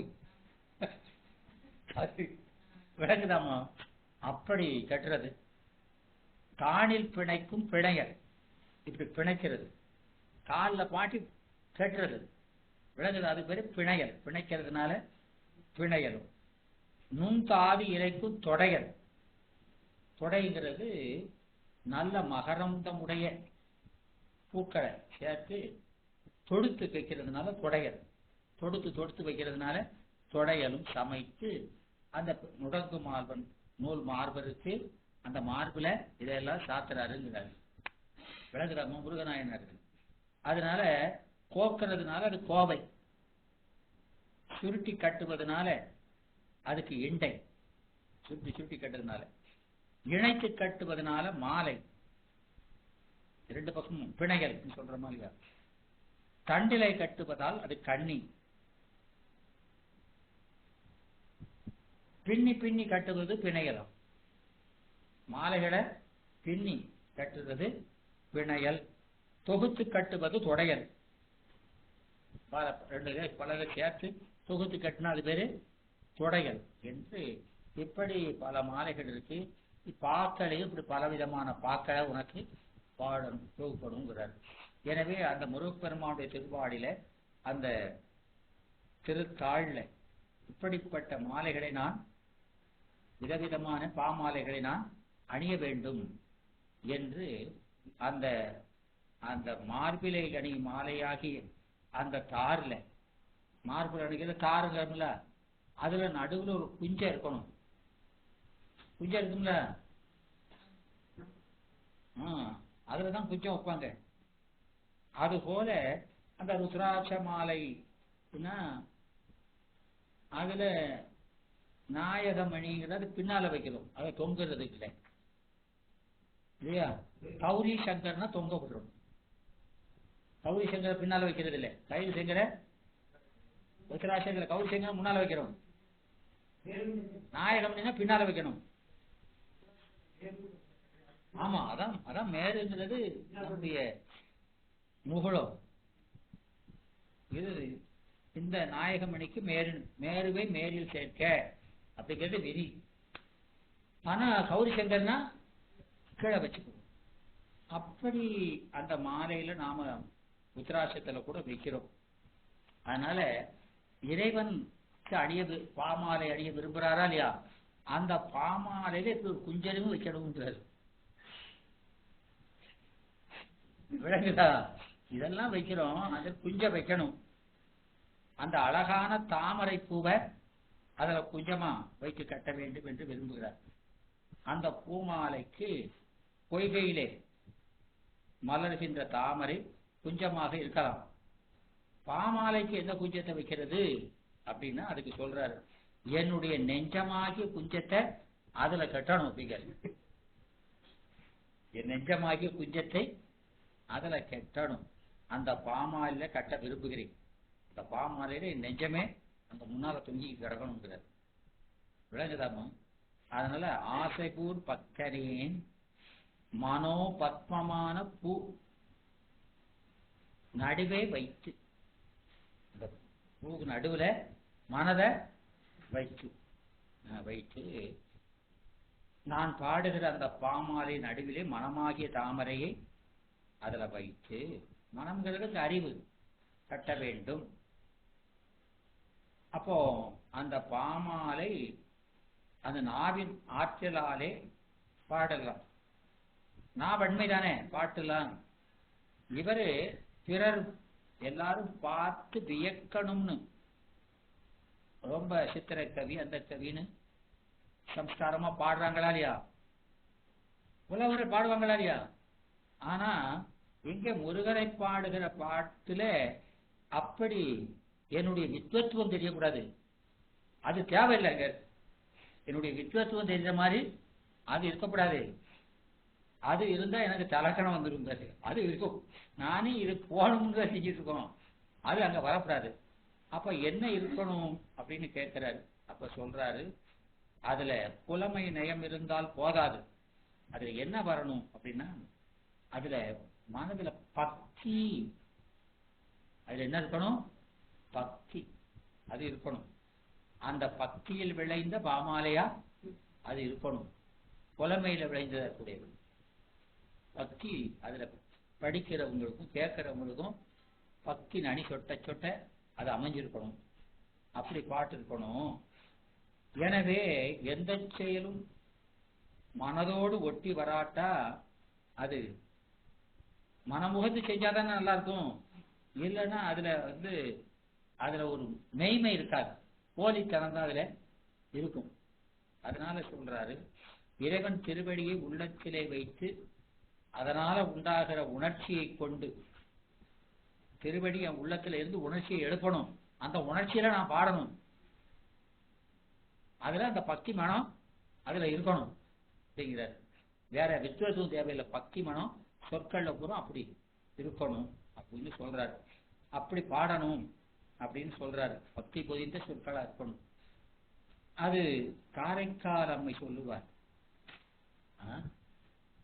என் நெஞ்சு அவருக்கு, என் நெஞ்சு அவருக்கு. அது எப்பவுமே கொடுத்துட்டேன். அதனால அவர் என்ன செஞ்சாலும் அந்த நெஞ்சு அவருக்கு கொடுத்தது அது அன்பு அறாது. அது என்ன நயம் நீங்க, அதாவது என் நெஞ்சு அவருக்கு கொடுக்கிறதுனால அவர் எப்படிப்பட்டவர்? அருளே வடிவானவர். விளங்குதாமா? அப்ப அவர்கிட்ட நெஞ்ச கொடுத்துட்டா என்ன இருக்கும்? என்ன இருக்கும்?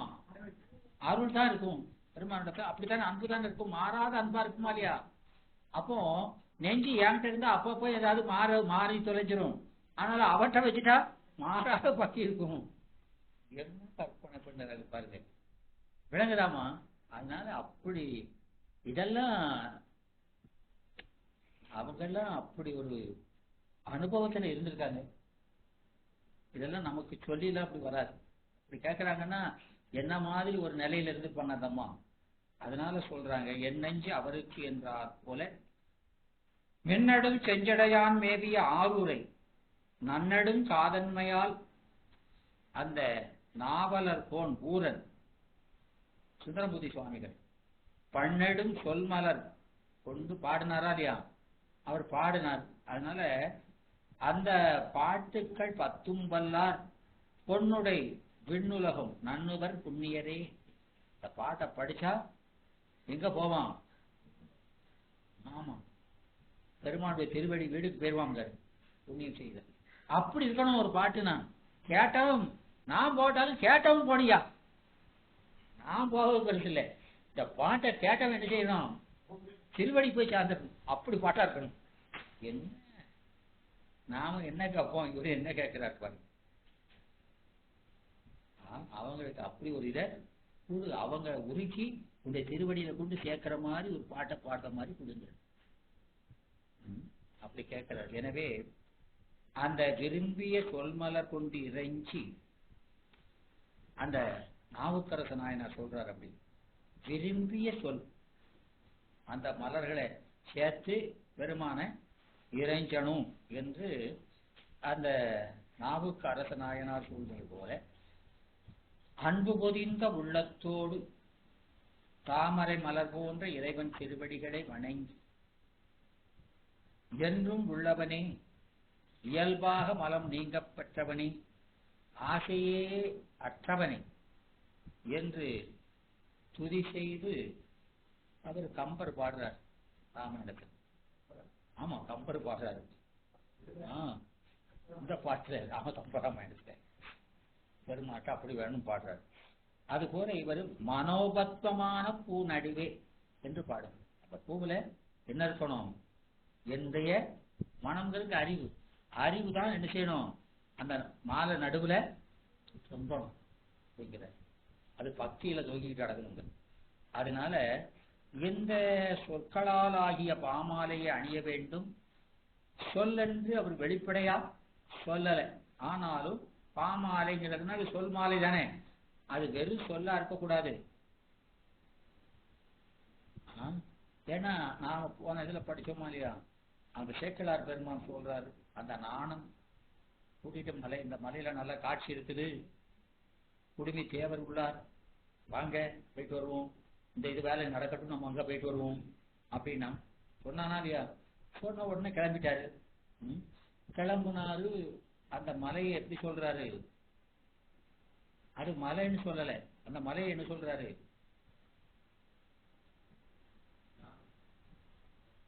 போன தடவை சொன்னேனேம்மா, மலையை என்ன சொல்றாருன்னா அந்த மலையில ஏறுறது இல்லையா, அந்த ஏறுறதுங்கிறது அவருக்கு ஞானம் கூடிக்கிட்டே போறதாம், மேல இருக்கிறது இருள் குறைஞ்சிக்கிட்டே போதும். ஒரு அது சந்திரன் போல வளர்பிறை சந்திரன் இல்ல, ஒளி வளர வளர இரு குறை போகுது.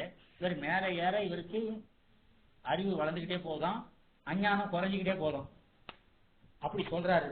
அப்போ அந்த அவர் 16 ஆண்டுகள் முக்தி பெற்றாரா இல்லையா? அது 16 கலையில பௌர்ணமி ஆகுதா இல்லையா? அந்த கண்ணப்ப அமாவாசை, கண்ணம்னா கருப்புலா, அமாவாசை மேல போய் பௌர்ணமியா நிக்குதுங்க. என்னத்தான் சொல்றாரு? அதனால சொல்றாரு, அவன் நாணம் ஏறினா கண்ணப்பன் பின்னால போனான்னு சொல்ல மனசு வரல, அன்பு போகுதுங்கிறது. அவனை நாணனும் அன்பும் அவரை பார்க்காமலேயே அன்பு. அப்போ தன்னை மறந்துட்டார். அப்பவே அந்த அந்த குடுமி தேவரை எப்ப பார்ப்போங்கிற அந்த ஆர்வம் தான் ரொம்ப இருக்குது. அதனால அன்புலாம் ஏறுது. கண்ணப்ப எங்க ஏறுறாரு? நாணனும் அன்பும் முன்பு நடிவரை ஏற. அப்படி சேர்க்கிறாரு, அப்படி சொல்ல அமைக்கிறார். ஆமா, அன்பு போதான். அதாவது எப்படி அந்த சொல்லின் செல்வன் சொல்றமே அனுமனை சொல்றோம்லாமா, அவன் சீதையை பார்த்தோம்னு சொல்லல. அங்க போய் பார்த்தா சோவன்சில பார்த்தப்ப சீதையை பார்த்தேன்னு சொல்லல. பார்த்தா அவ எப்படி இருக்கா என்ன எதுன்னு கேட்பாரு. அவன் கேட்காமலே அவன் என்ன கேட்பானோ அதுக்கு பதில் சொல்லணும். அதான் சொல்லின் செல்வன்கிறார். அதனால அப்ப அங்க அடுத்தவன் இடத்துல போயிருக்காளா, ஒரு கற்போட இருக்காளா, எப்படி இருக்கான்லாம் கேட்பானா இல்லையா? அதுக்கு அவன் கேட்க முன்னாலே பதில் சொல்றாரு. என்ன சொல்றாரு? அந்த கண்டேன் கற்பினுக்கு அணியை இற்பிறப்பென்பதொன்றும் பிறந்த வீட்டு மானம் அங்க நிக்குது. அவ பிறந்த வீட்டு மானத்தை பார்த்தேன், ஆளை பார்க்கல, மானத்தை பார்த்து. இற்பிறப்பென்பதொன்றும் இரும் பொறை என்பதொன்றும் பொறுமை கற்பனும் பொருளதொன்றும் களிநடம் புரிய கண்டேன். பிறந்த வீட்டுமானம், ஓம் வீட்டுமானம், கற்பு, இப்படி குணமாதான் பார்த்தேன், குணிய பார்க்கலங்கிற. அப்போ குணியை அது கீழ்ப்படுத்தி குணம். குணம் என்பது வியாபியம், குணி வியாபகம். ஆனா அந்த வியாபகமான குணியை கீழ்ப்படுத்தி குணம் வியாபியமா நிக்குதான். அது பிரடாமண்டா அப்படி நிக்குதான். அதனால குண வடிவாக பார்த்தேன்னு சொல்றாரு. விளங்குதா? அது மாதிரிதான் இவர் அன்புதான் குணம். அந்த அன்புதான் நிக்குது. கண்ணப்ப உள்ள போய் காம்ப. விளங்குதாமா? அந்த அன்புதான் ஏறுது. அதனால இங்க அது போலத்தான் இங்க சொல்றாரு. அந்த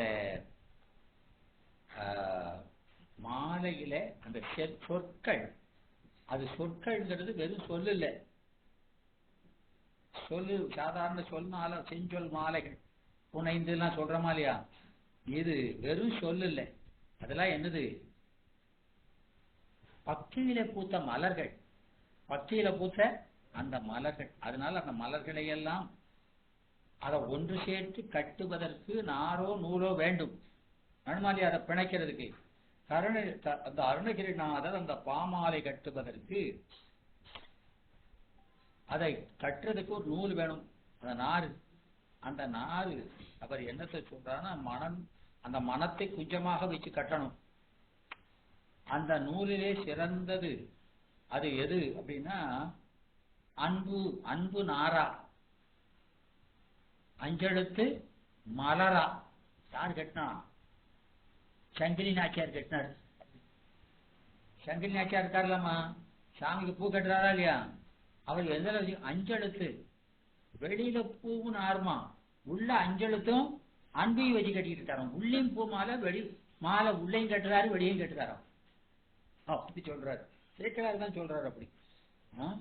ஆமா, அந்த அஞ்செழுத்து தான் அங்க மலரம். அன்புங்கிற நாரில் வச்சு அஞ்செழுத்த கட்டுறாரு அப்படிங்கிறார். அது போல இவர் இந்த அன்புங்கிற நாரில் கட்டணும். மனமாகிய தாமரை அன்பினால என் மனத்தை கட்டிலே, என் அறிவை அன்புனால கட்டணுங்கிறார். விளங்குதாமா? அப்போ அந்த இச்சை வேற இடத்துல செல்லக்கூடாது, பெருமானே இச்சித்து கொண்டு இருக்கணும். அப்படி என்னுடைய அறிவை கட்டி வைக்கணுங்கிறார். அப்படிப்பட்ட அந்த என்னை கட்டக்கூடிய சொல், அந்த சொல் எப்படி இருக்கணும்? என்ன அப்படியே கட்டி வைக்கணும் இந்த திருவடியில. அப்படிப்பட்ட சொற்களா இருக்கணுங்கிறது. அதனால அந்த மலர்களிலூடே நூல் செல்கிறது, எல்லா மலர்களையும் இணைப்பது அந்த நூல். அது போல இறைவனிடத்திலே வைக்கின்ற அந்த அன்பு, அந்த சொற்களிலேயே அதுதான் தூக்கலா நிக்கணும், வெளியிடணும். சொல் நயம் பார்க்கக்கூடாது, அதுல அன்பு சொட்டுதான் பார்க்கணும். சில சொற்கள், அத்தா உன் அடியேனை அன்பா, இத்தனையும் எம்பரமோ ஐயன் நம்ம உயிரை புடிகிறாரா இல்லையா இந்த சொல்லிலேயே. ஐயா இத்தனையும் எம்பரமோ, எனக்காகவா எப்பேற்பட்ட பெருமான் செய்தாய் அப்படின்னு அவர் சொல்லும் போது அந்த சொல்லா தெரியுது. ஐயா ஐயோ, ஐய ஐய ஐயனே அப்படின்னு முதல்ல சொல்றது. ஐயனா எனக்கு பணி செய்வது, ஐயோ எனக்கு எவ்வளவு பெரிய பாவம் வந்துடும் அப்படின்னு சொல்லி இறங்குகிற விளங்குதா? அது போல இங்க அப்படி சொல்றாரு. இந்த அந்த நூலுக்கு பதில் இங்க சொற்களில என்ன இருக்கணும்? அன்பு. அன்புங்க நார்ல கட்டிருக்கணும், பக்தி மனம் அதுல வீசணுங்கிற. அந்த அன்பு இல்லாத சொல் மணக்காது. அதனால அன்பையே அந்த நூலாகச்சு அங்க சொல்றாரு. பூமாலை அது கையில வச்சு கட்டுவாங்க, நின்றுகிட்டு கையில கட்டுவாங்க. இங்கே இந்த பாமாலையே நான் நாவினாலே கட்ட வேண்டும், இந்த பாமாய நாவினாலே கட்ட வேண்டும். அதனால அழகிய திருவடியை உடைய முருகப்பெருமானுக்கு அலங்காரமாக அந்த மாலையை நான் கட்ட வேண்டும். அதை தனி இடத்தில் அந்த பூவெல்லாம் கொண்டு போட்டக்கூடிய ஒரு மேடை வச்சிருப்பாங்களா இல்லையா? இல்லையா? அதாவது கலர் சிங்கர் இதுல எல்லாம் பார்த்தோமா இல்லையா? அது போல இங்க சொல்றாரு, நாவிலே அன்பு பூரா குவிக்கப்பட்டு அந்த அந்த அன்பை வச்சு அது குடையணும். அன்பு பூரா எங்க இருக்குமா? பூவை கொண்டாங்க போட்ட மாதிரி நாக்கில கொண்டாங்க அன்பெல்லாம் போட்டு அந்த நாக்குல சொற்களால புனைதா இல்லையா? அதனால அந்த சொல்ல எப்படி இருக்குமா? அன்பு மயமா இருக்கும். நாவிலே சித்திரமாகவே, சித்திரம்னா அழகா அதை கட்டி அங்க. அப்போ அந்த அன்புங்கிறது நூறு, கட்டுகிற கைதான் நாக்கு. அந்த மனம், அந்த பூவில் இருக்கிற மனம், அது ஞானம் என்ற மனம்.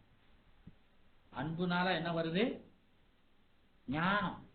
பெருமானிடத்தில் அன்பு வந்தா அதன் பயன் ஞானம். அதான் ஞான மனவீசம். அந்த பூ எதுனா நம்ம அறிவு. பூ எது? அறிவு. அந்த அறிவில என்ன மனவீசம்ங்கிறது? ஞான மனவீசம். அது பக்தியினால கெட்டிருக்கணும். விலகுதாமா அப்படின்னு சொல்றாரு. எனவே அது அறிவு இச்சை ரெண்டையும் சொல்றாரா இல்லையா? செயல் பிணைத்தல். அப்போ அறிவு இச்சை செயல் மூணு சொல்லிட்டாரா இல்லையா? அயரா அன்பின் அரண்கள் செல்லுமின்னு பார்த்தோம்னா இல்லையா? இந்த அயராமைய அவருடைய அறிவு அதான் நடுநாயகமா நிக்கணும். அதை எதனால கட்டணும்? அன்புங்கிறதுல கட்டணும். அதை இச்சை. அப்போ அது அவனோட பிணைஞ்சு இருக்கதா இல்லையா? பிணைதல்ங்கிறது என்னது? செயல் என்று அந்த சூத்திரத்தில் உள்ளது. அந்த சொற்கள் அப்படியே அருணகிரிநாதர் அப்படி கொடுக்கிறார். எனவே அது அன்பினாலே கட்டப்பட வேண்டும். அது அதுல மானுலாம் மனம் கண்டு என் கையில் சங்கம் பப்பினான்னு சொன்னாரா இல்லையா? பெருமான் என்னை அவனோட சேர்த்து வச்சுட்டான். உடல் பற்று மற்ற உலகப்பற்றெல்லாம் விட்டு அவன் மீது மயக்கத்தை தந்து அப்படி செய்யாரு சொல்றாரா இல்லையா? அது போலவும் வஞ்சித்து என் வளைகவன்தான் அப்படிங்கிறாரு. நமக்கு சாஸ்திரங்கள்ல ஒடுங்கிடா கரணம் தானே, கருவிகள்லாம் தானா ஒடுங்காது, ஒடுங்குமாறு உணர்ந்து ஒடுங்கிடும். எப்படி அதை ஒடுக்கணும்னு தெரிஞ்சு, எந்தெந்த கருவி எப்படி ஒடுக்கணுமோ அந்த முறையை தெரிஞ்சு அதை சத்தோட சேர்ந்து இறைவனோட சேர இந்த கருவிகள் ஒடுக்கம் படிப்படியா நிகழும். அவ்வளவுதா. அப்படி இந்த மாலையில அன்பு சேர என் கருவிகள் எல்லாம் நீங்கி அவனோட பிணையணுங்கிறது. விளங்கலாமா? அதனால மனத்தை அறிந்து சொல்கிற கருவி எது? அந்த பக்தி மன வீசணும்னு சொல்றாரா இல்லையா? ஞான மன வீசணும். ஞான மனம் அந்த மலர்ல சொல் மலர்ல சொல்லி படிச்சவனுக்கு ஞானம் வீடு பெறணுங்கிறாரா இல்லையா? இப்ப ஞான மனம் அதுல வீசணும். அப்ப இதுல எவ்வளவு ஞானம் இருக்கு, ஒரு பூவுல எவ்வளவு மனம் இருக்குன்னு அளக்கணுமா இல்லையா? அப்ப அந்த மனத்தை அளப்பது எது? ஒரு பூ இருக்கு, இந்த பூல எவ்வளவு வாசம் இருக்குன்னு அளக்கிறதுக்கு என்ன கருவி இருக்குங்க?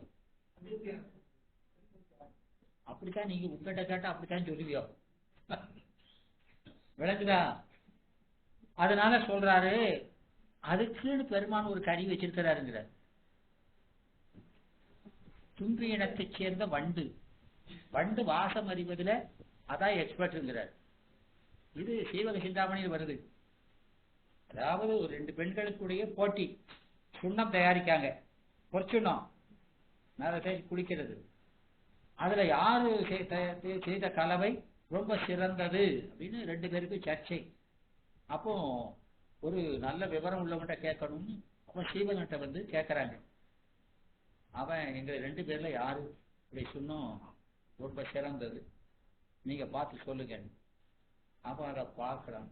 பார்த்து இந்த மனத்தை நம்ம நுகர்ந்து பார்த்து சொன்னா அது சரியா இருக்காது, அதுல உள்ள எக்ஸ்பர்ட் யாரோ அவனை கொண்டு வரணும் அப்படின்னு நினைச்சு அதுல ஒரு சிட்டியை எடுத்து அது பின்னில காசல பறக்க விடுறாரு.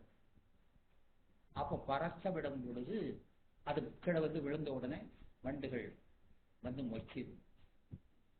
அதை பார்த்தா அடுத்தப்புல போட்டா அதுக்கு மேல போகும்போதே வண்டுகள் வருது. இதுதான் பெஸ்ட். இது முதல் தரம், அது 2ஆம் தரம். விளங்குதா? அப்போ அந்த ஜட்ஜி யாருங்கிறது அதுல எக்ஸ்பர்ட்டா, மனத்தை அறிவதில் எக்ஸ்பர்ட்டா இருக்கிறதுனால அந்த தும்பிதான் அதுதான் ஞானத்தை கரெக்டா அளந்து சொல்லக்கூடியது அப்படின்னு அங்க சொல்றாரு இல்லையா? அது நமக்கு அந்த திருவிளையாட புராணத்துல வருதா இல்லையா? திருவிளையாட புராணத்துல வருதா இல்லையா? மாங்கையின் கூந்தலுக்கு மனம் உண்டான்னு கேட்காங்களா இல்லையா? பூங்குதேர் வாழ்க்கை அந்த அது சொல்றாரா இல்லையா? அந்த பாட்டு அப்படித்தானே வருது. அந்த வண்டிட்ட தலைவன் என்னுடைய தலைவியினுடைய கூந்தலினுடைய மனத்தை வண்டே நீ அறிஞ்சு சொல்லு அப்படிங்கிற மாதிரி தானே பாடுறான். ஏன்னா இவனால ஜட்ஜ் பண்ண முடியல, அந்த வண்டுதான் பார்த்து சொல்லுங்க தானே பாட்டே அப்படித்தானே அமைஞ்சிருக்குது. அப்போ அதுல இருந்து வண்டுதான் மனத்தை அறிவதில் சிறந்தது இல்லையாமா? அது திருவாசகத்திலையும் பாடுறா இல்லையா? பாடுறாரா இல்லையா?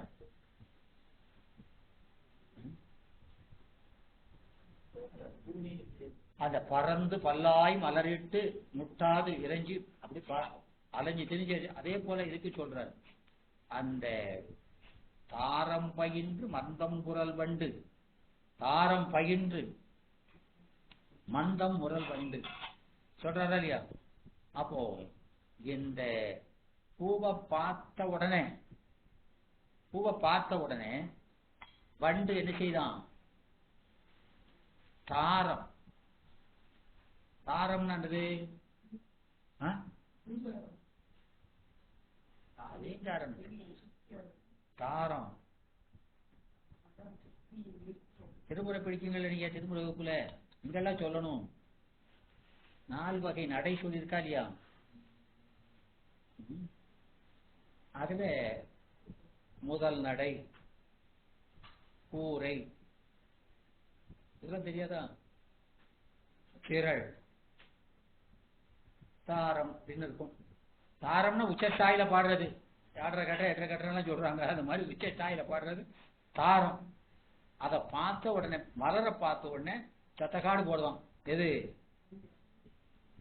அது மாதிரிதான் ஒருத்தன் முதல்ல கடவுளை பற்றியோ மற்றதை பற்றியோ நூல்களை படிச்சாங்கன்னா அவன் சத்தக்காடு போட்டு அடப்பாங்க. பல பேர்ட்ட சொல்லிட்டு உனக்கு அதையுமா இதையுமாமா, ஏன்னா அவன் புதுசா பார்த்தது. விளங்குதா? தாரம் பயின்று அதுக்கப்புறம் அந்த மலரை நெருங்க ஆ?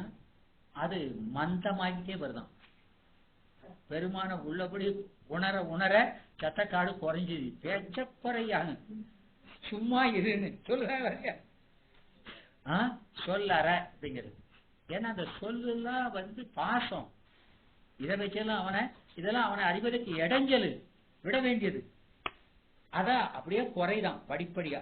அதனால மந்தம் முரல் வண்டு அந்த மலரை நெருங்க நெருங்க அங்க சத்தக்காடு போட்டது லேசம் முரல்கள். என்ன வருது? முரல்கள். அந்த புல்லாங்குழல்ல வர்ற மாதிரி அந்த முரல்கிற ஓசை ஒரு மாதிரி கேட்குது. அப்புறம் அது பூவுல உட்கார்ந்த பிறகு அதை விட குறைஞ்சிருக்கு.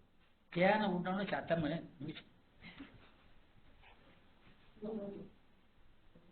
அதான் நிட்டன்னு சொல்றார்.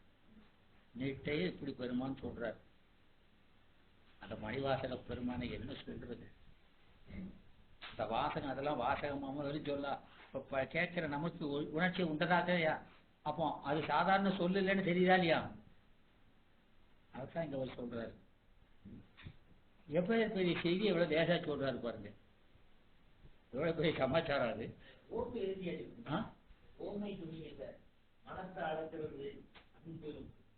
ஆமா ஆமா, அது இனிமே தானே சொல்ல போகுது. நீ அதுக்குள்ள அதுக்கு போவதுக்கு முன்னாடியே நீங்க சொல்லிருக்கீங்க. இப்போ விளங்குதா? அதனால இங்க அவர் சொல்கிறார், அந்த வண்டுதான் நம்ம நல்ல பார்க்குதுன்னு சொல்லிட்டோமா இல்லையா? நாவிலே சித்திரமாகவே கட்டி அதுல ஞான மன வீசணுங்கிறார். ஞான மன வீசுறத யார் அறிவா? பூவில் இருக்க மனத்தை அது எக்ஸ்பர்ட் வண்டறியுது. ஞான மனம் வீசுறத யார் அறிவா? நமக்கு ஞானம் இல்லை, நாம சர்ச்சை பண்ணா அது சரியா இருக்காது இல்லையா? மூக்கு சரியா இல்லாத மனத்தை எப்படி அறியுறது? அறிய முடியாதுலாமா? அதனால இங்க சொல்றாரு, அத யார் அறியணும் அப்படின்னா, யாரு ஞானம் சிறந்திருக்காங்களோ அவங்கதான் அறிய முடியும். அவங்கதான் அறிய முடியும். அதனால அந்த ஞானத்துல சிறந்த புத்தர்கள் தான் அவங்க அதை அறியணும். அந்த அன்பர்கள் அந்த யாருக்கு இந்த சொல்லை கேட்டு மயங்குறாங்களோ, அதை மயங்குறதுக்கே என்ன இருக்கணும்? ஒரு தகுதி இருக்கணுமா இல்லையா? அவங்க சொல்லுவாங்க இது எப்படிப்பட்ட மனம்னு அப்படின்னு சொல்லி அந்த ஞானிகள் இதை சொல்லுவாங்கன்னு சொல்றாரு. அதனால இந்த நற்றமிழ் ஞான சம்பந்தன் நான்மறை கற்றவன் காளியர் மன்னவன் உண்ணியன் அற்றமில் மாலை. அந்த மாலை எப்படிப்பட்ட மாலை? அற்றமில் மாலை. அற்றமில் ஆனது, அற்றம் ஆனது சொல்லுங்கம்மா. இதெல்லாம் நம்ம பார்த்திருக்கோம், போன வகுப்பிலே சொன்னோம். அற்றம் விளக்கற்றம் பார்க்கும் இருள் போலன்னு சொன்னமா இல்லையா? திருக்குறள் இருந்து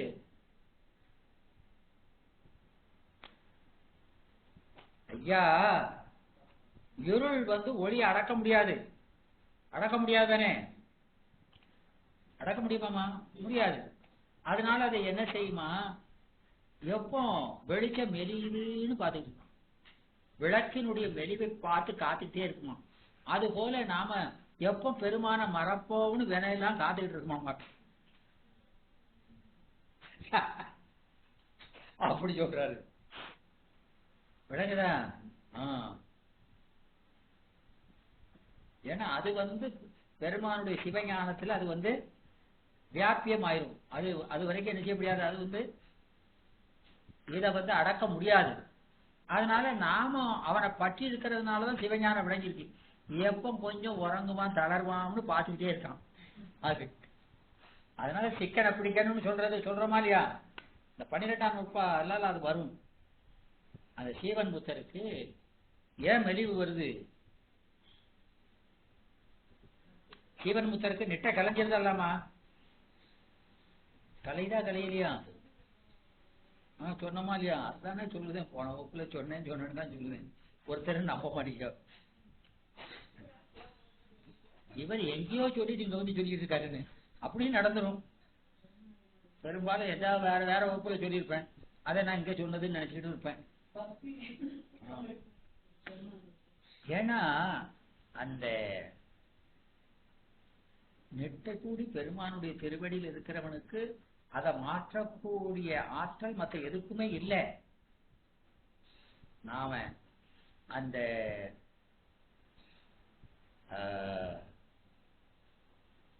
அப்பர் சுவாமியை பத்தி அன்னைக்கு சொன்னா இல்லையா? சொன்னோம்ல, குரு பூ சேர்ந்து அதை வந்து சொன்னோமா இல்லையா? அப்ப சொன்னேன், அந்த அறம்பயரும் அனங்கனும் அறம்பயரும். அனங்கன்னு என்னன்னு கேட்டனா இல்லையா? என்ன சொன்னீங்க?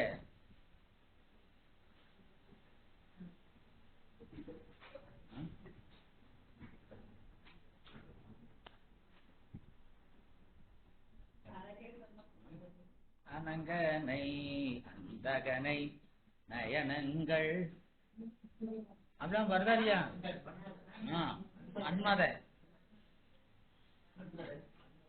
மன்மத அங்கமில்லாதவன், அதனால அனங்கன். விளங்குதாமா? ந அங்க அனங்க, நத்வைதம் அத்வைதம் என்று வந்தார் போல ந அங்க அனங்க. விளங்குதாமா? அதனால அனங்கன் அனங்கனும், அப்புறம் இந்த மன்மதன். விளங்குதாமா? அப்புறம் இந்த அழகேசனுடைய அரும்பொருள், அழகேசனுடைய அரும்பொருள் அறம்பெயர். அறம்பெயர் யாரு? அறம்பெயர்கள் யாரு? பால்கடல்ல இருந்து வந்தவங்க. ராதி திரோத்தம ஊர்வசி எல்லாம் இருக்காங்களா? அவங்க அறம்பெயர். அந்த அனங்கனும் அறம்பெயரும் அழகேசன் அரும்பொருளும். அதை இவர் நாவுக்கரசர் எப்படி பார்க்கிறாராம்? நல்வினையும் தீவினையும். நல்வினையும் தீவினையுமா தெரியுது அவருக்கு. அப்போ அதுக்கு அவர் சொல்றார் சேக்கிழார், இப்ப இதெல்லாம் வந்து ஏன் இவரை மயக்க முடியலையா அப்படின்னா, அவர் ஆரூர்தம் பெருமயக்கில் இருந்தமையான் இந்த சிறுமயக்கு ஏலாதாயிற்று. அவர் எதுல இருக்கிறாரு? ஆரூரர் மேல பெருமயக்கில் இருக்கிறாரு. இந்த சிறுமயக்கம் செய்யக்கூடியது, அதனால அசைக்க முடியல. என்ன அழகா சொல்றாரு, நல்லா சொல்றாரா இல்லையா? அற்புதமா சொல்றாரு.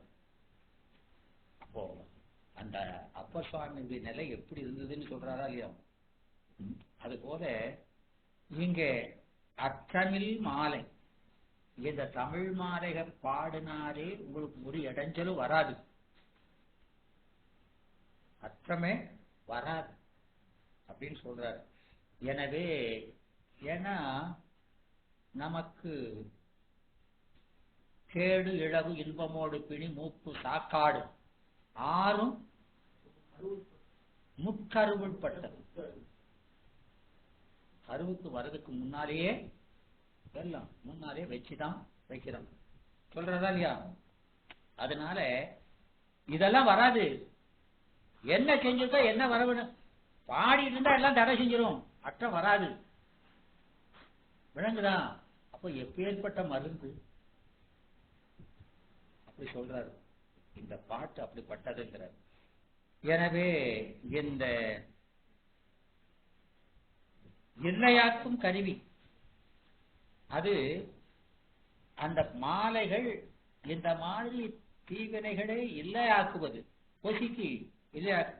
அப்போ வாராமல் தடுப்பது அதுக்கு பெரிய காரியமுங்கிறது. விளங்குதா? இருக்கிறதே எரிச்சிருது, அப்புறம் புதுசா வர்ற தடை செய்யறது பெரிய காரியமா? அவ்வளவு ஆற்றல் உடலுக்கு இது பெரிய காரியமாங்கிறார். அதனால இந்த மாலைகள், இந்த பாமாலைகள் அத்தனை ஆற்றல் உடையன. விளங்குதாமா? அப்படி சொல்றாரு. அதனால அந்த துற்றன வல்லவர் இதெல்லாம் பாடினவர் கும்பராபரே அப்படின்னு சொல்றாரு. அத நமக்கு அப்பர் சுவாமியும் சொல்மாலை பயிலின்ற குயிலினங்காள் சொல்மாலை பயில்வம் எது குயில் பழகிட்டு சொல்மாலை விளங்குதா? சொல்ல வரிசையா சொல்லி சொல்லி பழகுது. நீ பழகுதியா இல்லையா? பன்மாலை வரிவண்டு பண்மிழற்றும் பழனத்தான் பன்மாலைகள் பாடி பல பல மாலைகள் அந்த வண்டு பாடுது. அந்த பழனத்தான பார்த்து அப்புறம் நான் பாட நினைக்கிறது என்ன இருக்குங்க? அந்த வண்டே பாடுது. அத பன்மாலை பாடி அந்த வரிவண்டி பண்மிழற்றும் வெவ்வேறு விதமான பண்கள்ல பெருமானுக்கு சாத்துதான் பழனத்தான் விலங்குதான். அந்த வண்டு அப்படி செய்யுதுங்க. அது ஞானசம்பந்தர் சொல்வாரா இல்லையா? அந்த இதுல சொல்றாரு, இவங்க எந்திரிச்சு பெருமானுக்கு பூஜை செய்யறதுக்கு முன்னாலே முந்தி தொழுது வணங்கும் கோயில் முதுகுன்றேங்கிறார். விளங்குதா? இவங்க பூஜை செய்யறத பார்த்து குரங்குகள் இவங்களுக்கு முன்னாலே எந்திரிச்சு பூஜை பண்ணிட்டு உட்காந்துக்கும். அந்த முதுகுன்று திருமுதுகுன்றுல அடியார்கள் பூஜை செய்யதான்.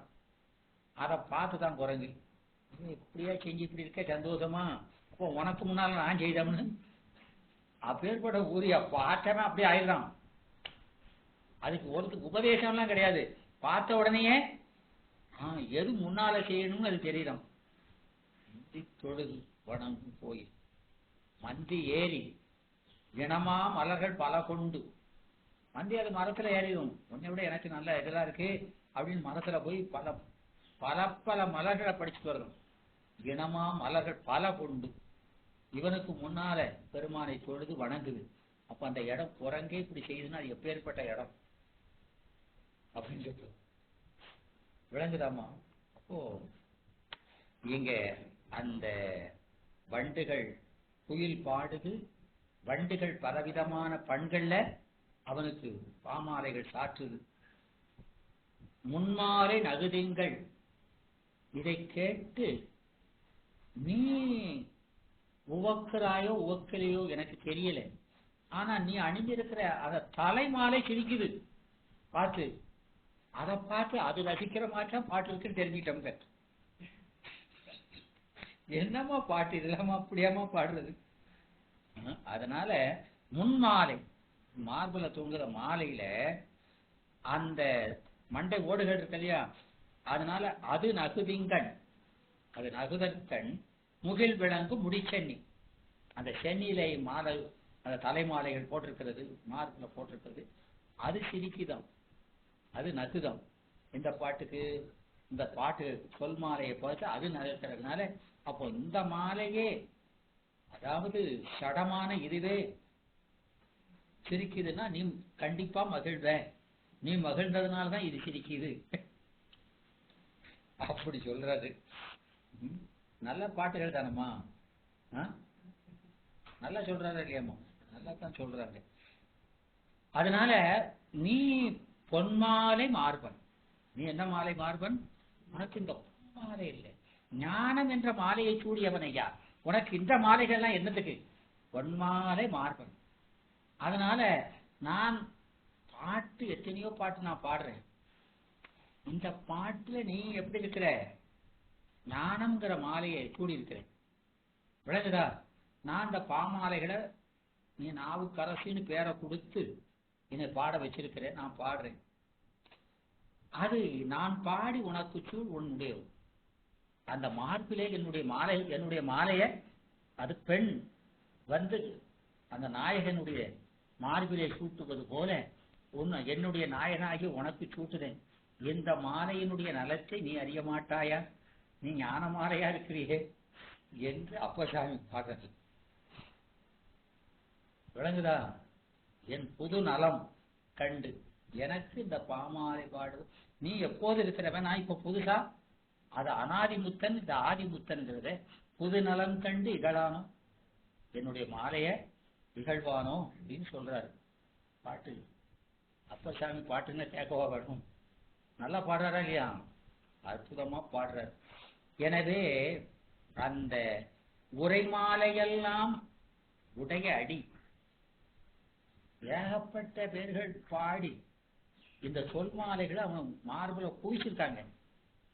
ஆனாலும் இந்த சொல்லுக்கு அடங்காதது அது அந்த அடி. அந்த திருவடியில ஏகப்பட்ட மாலைகளை சொல்லி செய்து செய்து குவிச்சிருக்காங்களா இல்லையா? அது உரையால் உணரப்படாத அடி. உரையால சொல்லால சொல்ல அசிந்திதனாகிய பதியில் கழித்தாரா இல்லையா? வாக்கு மன அதீதம் இதெல்லாம் கடந்தவன். அப்போ வெறும் சொல்லு உனக்கு பயன் இல்லை. அப்போ இதுல என்ன இருக்கணும்? அவனுக்கு அந்த மாலையில சொல்லால போட்டு பிரயோஜனம் அதை கடந்தவன். அப்போ அதுல என்ன இருக்கணும்? ஆமா, ஞானம் இருக்கணும். ஞானத்தினாலதான் அவனை சூடிக்கொள்ள முடியும் அப்படின்னு சொல்றாரு. விளங்குதா? ஞானம் தான் அவனை அறிவதற்கு கருவி. அப்ப அந்த மாலை எப்படி இருக்கணும்? ஞான வடிவான மாலையா இருக்கணும் அப்படின்னு அங்க சொல்றாரு. அதனால இந்த அமிழ்துரை தீந்தமிழ் மாலை சீலமா பாடும் அடியவர், அவர் அந்த பாடுற அடியவர் எப்படி இருக்கணும்? சீலமா.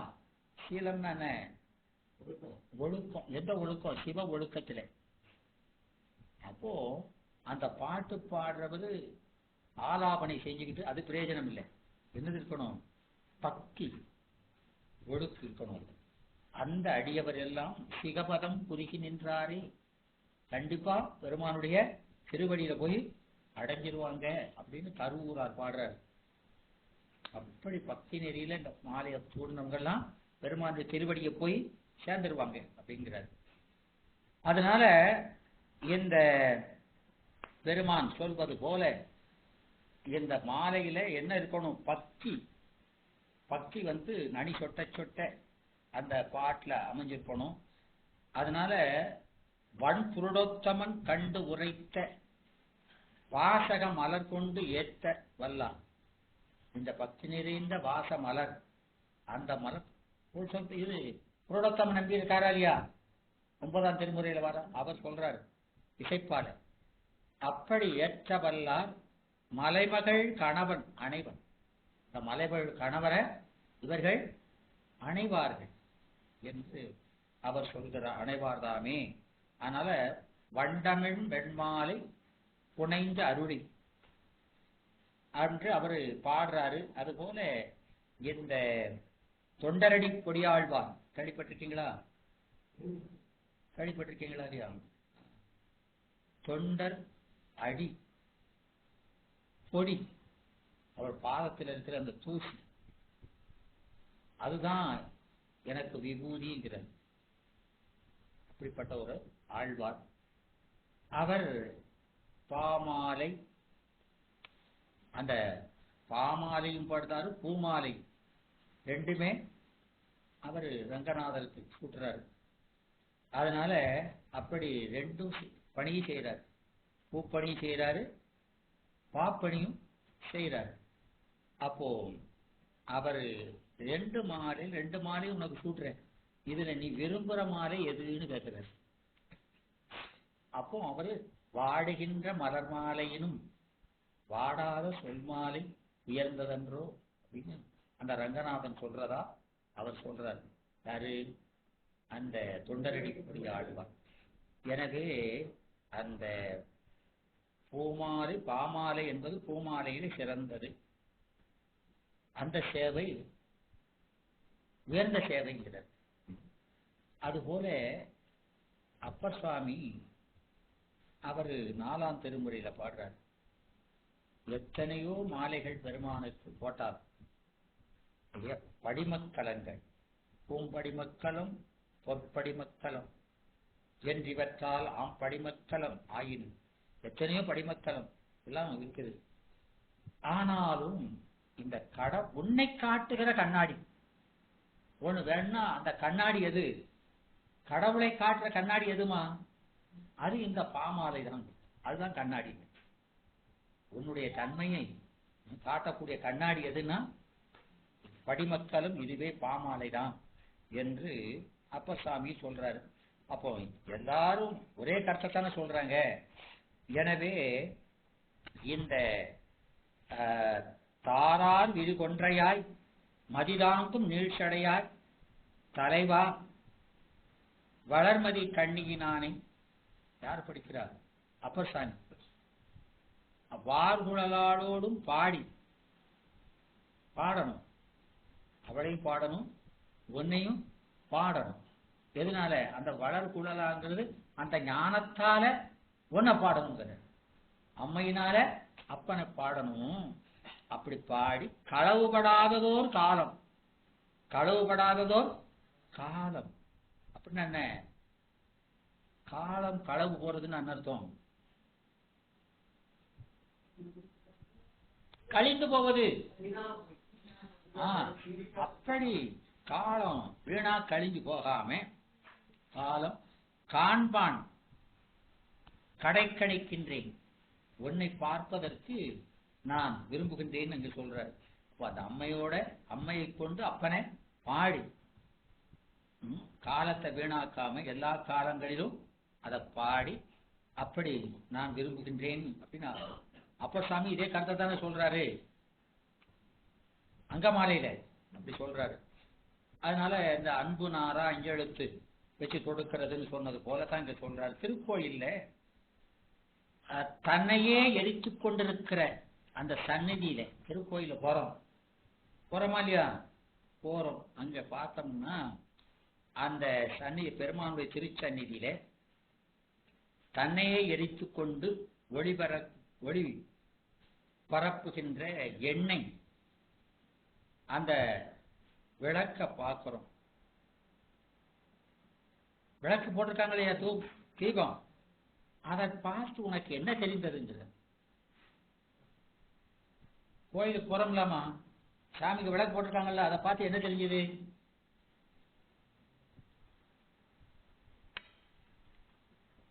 அது உணர்த்துவது என்ன?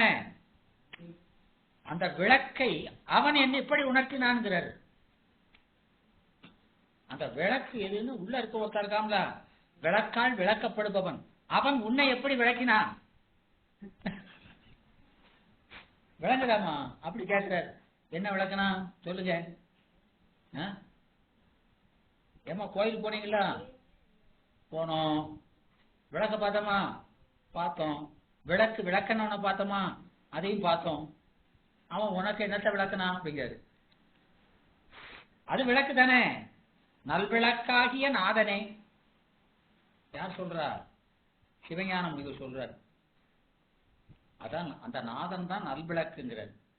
அதனால இவன் என்ன விளக்குனா அப்படின்னா அந்த விளக்கை, அந்த விளக்குறதுல அந்த பெருமான் தானே, விளங்குகிறவன் தான் நாம, விளக்குகிறவன் அவன்.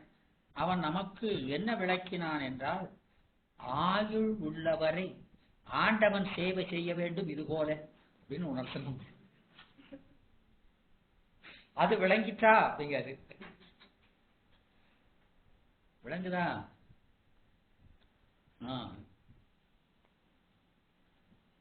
எனவே அந்த அருங்குணம் எனக்கு வேணும், அந்த அருங்குணம் எனக்கும் வேண்டும், அந்த விளக்கில் இருக்க குணம் எனக்கும் வேண்டும் என்று அவன் உணர்த்தியதை உணர்ந்து பெருமான்ட்ட நாம விண்ணப்பிக்கணுமா? இதை பார்த்துட்டு இந்த விளக்கு மாதிரி நான் இருக்கணும் அப்படின்னு.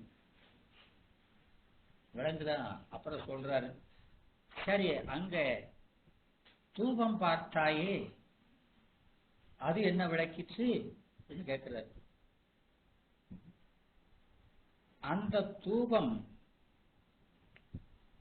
அங்க அது எரிவதென்ன, அதற்கு இங்கு என்ன தகுதி இருக்கிறது? இங்க வந்து பெருமான் முன்னால வந்து புகைஞ்சுக்கிட்டு கிடக்கிறதுக்கு என்ன தகுதி இருக்குது அப்படின்னு கேட்டா, அப்போ அதுக்கு சொல்றாரு, அதை உணர்த்திட நீ கொஞ்சம் முயற்சி பண்ணு.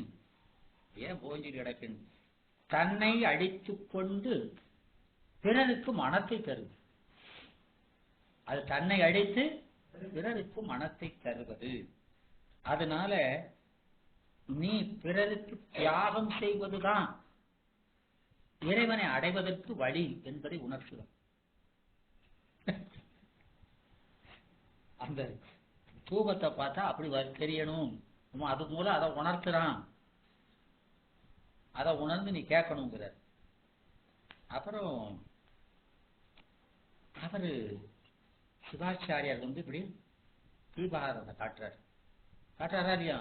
என்ன செய்யறியா? தேசனை போடுவோம் முடியும்.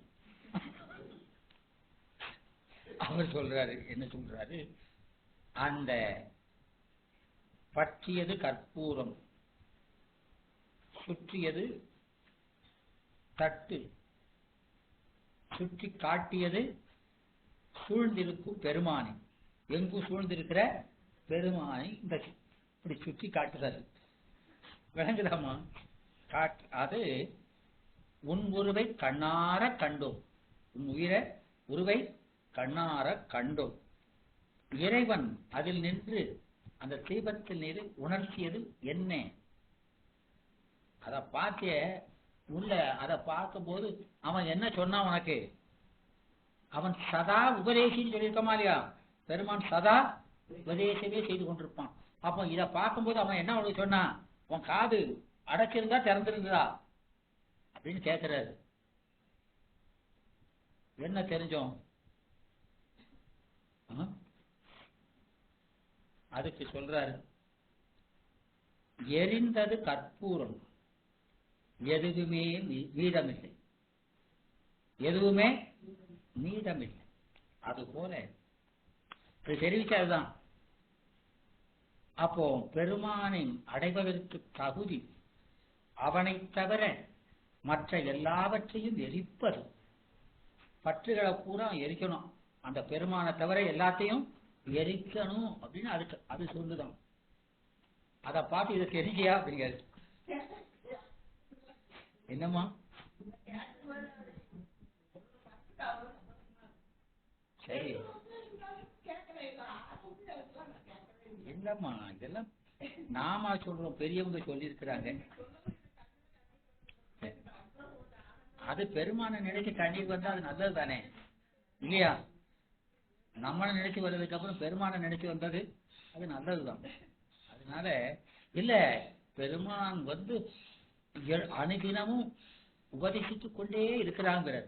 உன் காரை தீட்டி வைத்து என்ன சொல்கிறான் என்று விட்டு கேள் அப்படிங்க. மற்ற சப்தங்களை கேட்காத. அதை இன்டர்னல் வாய்ஸ்ன்னு சொல்றமா இல்லையா? அதை யோகா படிக்கிறவங்களுக்கு அதை சொல்லி கொடுப்பாங்க. அது தெரியுமா இல்லையா? யாராவது யோகா படிச்சிருக்கீங்களாமா? இந்த இன்டர்னல் வாய்ஸுக்கும் மற்றதுக்கும் அந்த அந்த வித்தியாசத்தை முதல்ல எப்படி தெரிகிறதுன்னு சொல்லி கொடுப்பாங்களா இல்லையா? அது தெரியணும். அதுதான் இதுக்கெல்லாம் முதல். அப்போ அது ஒரு லெவலுக்கு போனதுக்கு அப்புறம் வேறுடைய யாருடைய உபதேசமும் தேவையில்லை, அவனே உள்ள இருந்து நமக்கு சொல்லுவான். அது பிரகாரம் நாம போயிட்டே இருந்தா போய் சேர்ந்துடலாம்ங்கிறதானே. அதான் அங்க சொல்றாங்க. அதுதான் எப்போதும் பெருமானோடு ஒன்றி இருந்து அவன் சொல்வதை கேட்டுக்கொண்டே இரு, அந்த வழியிலே நடந்து கொண்டே இரு, பெருமானை அடையலாம் சொல்லு. விளங்குதாமா? அதனால ஆண்டவனே உன் திருமேனியில் காணும் திருநீர் உணர்த்தியது என் பெருமானுக்கு விபூதி. அது என்னத்தை உணர்த்தியது அப்படின்னு கேட்கிறார். காட்டிலே கருப்பாய் சாணமெனும் மலமென்றும் பேர் பெற்று இழிந்து மண்ணிலே கிடந்த அது எங்க கிடக்கு? கருப்பா நாத்த அடிச்சு மண்ணுல கிடக்கிற அது உன் ஞானாக்கினாலே தகிக்கின் மலம் நீறுபட்டு புனிதமாம் பேறு பெற்று சிரோமணியாய். மண்ணுல கிடந்தது மண்டைக்கு போயிடுதுங்க. இதையெல்லாம் தெரிஞ்சாயா? உன் மலம் எல்லாம் நீர் போய் அங்க முடி ஏப்பார் படிச்சோமா இல்லையா? முடி எங்க படிச்சோம்? பையன்ல உண்மை விளக்கம். ஆடும் திருவடியில் நகரம் கூடும் மகரம் உதரம் வலதோர் சிகரம் பகரும் முகம் வா முடி ஏப்பார் முடியப்பார் முடியில யாவப்பார் சொல்றார். விளங்குதா? அப்படி இந்த ஆன்மா அதனுடைய மலமெல்லாம் நீங்கி வெண்மையாகி சிரசு பேருங்கிறார். அந்த அதான் அந்த அந்த திருநீர் காட்டுதான். அதை பார்த்தோன்னு அது தெரிஞ்சுதா அப்படிங்காது.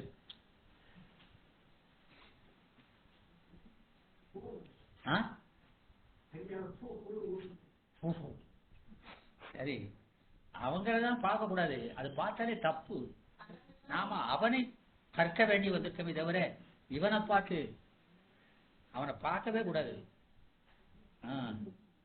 அதனால இறைவனை தனையனாக பாவனை பண்ணி பக்தி செலுத்துவது ஒரு முறை. அதுவே எங்க வாத்சல்ய பக்தி என்பார்.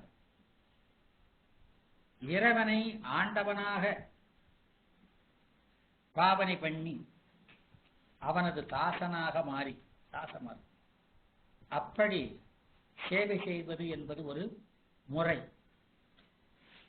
அத தாஸ்ய மார்க்கம், தாச மார்க்கம் சொல்லும். தாஸ்ய பக்தி. இறைவனை அருமை தோழனாக கொண்டு அவனோடு நெருங்கி உறவாடி பக்தி பண்ணுவது ஒரு முறை. இதைத்தான் என்ன சொல்வாங்க? சக்கிய பக்தி, சக்கிய மார்க்கம், சக மார்க்கம்.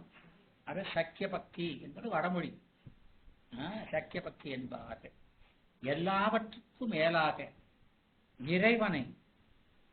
இறைவனையே காதலனாக பாவனை பண்ணி அவனிடத்திலே காதலை செலுத்தி வழிபடுவது மதுர பக்தி.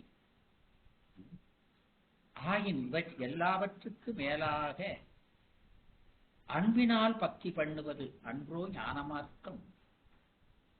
இது எல்லாத்துக்கும் மேல எதுன்னா அன்புனால பக்தி பண்ணும், அதுதான் ஞான மார்க்கம். அப்போ அன்பு வேண்டும் சொல்றாரா இல்லையா? அந்த அன்பு தான். மற்றதெல்லாம் இந்த அன்புக்காக, மற்ற மார்க்கங்கள் எல்லாம் அன்புக்கு. அன்பு மட்டுமே திருவடிக்குங்கிறது. விளங்குதாமம்? எனவே இந்த அன்பு என்பது ஒரு இன்ப ஊற்று. அது ஒரு புறம் காதலாகவும் ஒரு புறம் பக்தியாகும். ஆராய்ச்சி இல்லாமல் வருது அது பக்திங்கிறது. பற்று எனினும் பக்தி எனினும் ஒக்குங்கிறது. பெருமானை பற்ற வேண்டும், அதான பற்று. பற்றுதான் பக்திங்கிறது. பற்ற செய்கிறது தான் எதுனா அதுதான் பக்தி. அதை பசையனினும் ஒக்குங்கிறது. இந்த பக்திய பசை, பசைன்னா தெரியுமா இல்லையா? பசை அப்படி போந்து ஒட்டுதாலியா அவனோட ஒட்டை செய்யும் அந்த பக்தி தான் பசைகள். எனவே அதுதான் பெருமானிடத்திலே நசை, அந்த பக்தி தான் நசை. அதனால இந்த காதல் பக்தி காதலாக தணியும் போது காதலில் நான் காணுகின்ற இன்ப அந்த அனுபவங்களையே அந்த பக்தர்கள் எல்லாம் அந்த அனுபவத்தை தான் பாடல்களாக சொல்கிறாங்க. இந்த பக்தியினுடைய வெளிப்பாடு தான் பாடல். அதனால இங்கே பிறந்து மொழிபெயர்ந்த பின்னெல்லாம் காதல் சிறந்து அன்பு பெருகி நின் சேவடியே சேர்ந்தேன். அது வந்தாச்சுன்னா பெருமானுடைய திருவடிய சேர்ந்தேன் என்று அற்புதமான திருவந்தாதி சொல்கிறது.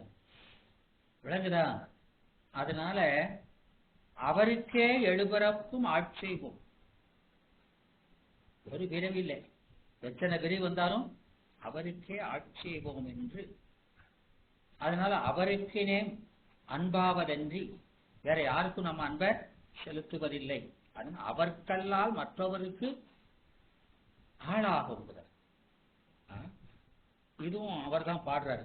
அதனால இப்படி தீர்க்கமான எனக்கினிய எம்மானின்னு சொல்றாரா இல்லையா?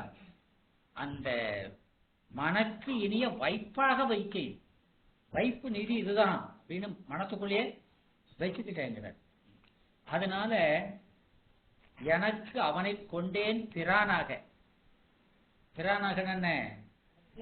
கடவுளான்னு சொல்லல, என்னை பிரியாதவன் இவன் ஒருவனே என்று பிரியாதவனை நெஞ்சுக்குள்ள வச்சுக்கிட்டோங்க. மற்றதெல்லாம் பிரிஞ்சிடும். இவன் ஒருத்தந்தான் பிரியாதவன். அதனால இன்பம் என்னை பிரியாது இருந்தது. அவன் இன்பன், அவனை நான் பிரியாது வைத்ததுனால இன்பம் என பிரியாது இருந்தது. இதுதான் ரகசியம் தான். யாரு அந்த காரைக்கால் அப்படின்னு சொல்கிறான். அதனால இப்படி இந்த இதுல புனைந்து அவருக்கு மலரிட்டு, அதான் அப்படி பெருமானை இந்த மாதிரி பாட்டு பாடி அவருக்கு அந்த மலர் மாலையை இடுகணுங்கிறார். அது கருணகிரிநாதர் விரல் மாற நைந்து கனைவாழி அந்த பாட்டுல சொல்றாரா இல்லையா? அதுல என்ன சொல்றாரு? குளிர்மாலையின் கண் அணிமாலை தந்து குறை தீர வந்து குறுகாயோங்கிறார். என்னுடைய குறையெல்லாம் நீ அணிஞ்ச மாறே எனக்கு குடு, அது என்னுடைய குறையெல்லாம் உன்னை தழுவணும்னு நான் நினைக்கிறேன். அந்த மாலையை தழுவுனா உன்னை தழுவுன மாதிரி என்று அப்படி பாடுறாங்களா இல்லையா? பாடித்தாரலாமா? அதனால அந்த பெருமானுடைய அந்த மாலை என்ன செய்யுது? அந்த பாமாலைகள் இந்த பூமாலையை தான் அங்க கேட்கிறாங்க. அதுவே அதை செய்யுமானால் இந்த மாலை அதை விட சிறப்பா செய்யுமா இல்லையா? அதனால இந்த மாலை நறுமலர் மாலையாக இருக்க வேண்டும். பாமாலைகளுக்கு மனம், ஒவ்வொரு பூவுக்கும் ஒவ்வொரு மனம் இருக்குது. ரோஜா, மல்லிகை, சண்பகம் என்று பூக்களுக்கு தனித்தனிய மனம் உண்டு. ஆனா இங்க அருணகிரி காட்டுற அந்த பாமாலையில என்ன இருக்கணும்னு சொல்றாரு? ஆண்டவனே, நான் கட்டுகின்ற மாலையிலே உன்னுடைய ஞானமே மனமா இருக்கணும். அந்த ஞானமே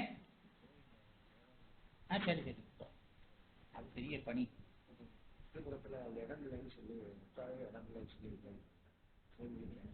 யார்கிட்ட கட்டிக்க? அவங்கதான் பொறுப்பு. சரி சரி பாப்போம். அதனால இந்த ஆண்டவனே நான் கட்டுகிற அந்த மாலையிலே ஞான மனம் இருக்க வேண்டும். அதோடு அது நல்ல வண்ணத்தோடு பிரகாசிக்கவும் வேண்டும். ஞானம் இருக்கணும், பலவிதமான வண்ணங்களும் அதுல இருக்கணும். எனவே கண்ணுக்கும் கைக்கும் மூக்குக்கும் இனிமை தருபவனாக இருப்பவைகள் இந்த மலர் மாலை. பார்த்தா கண்ணுக்கு இல்லையா?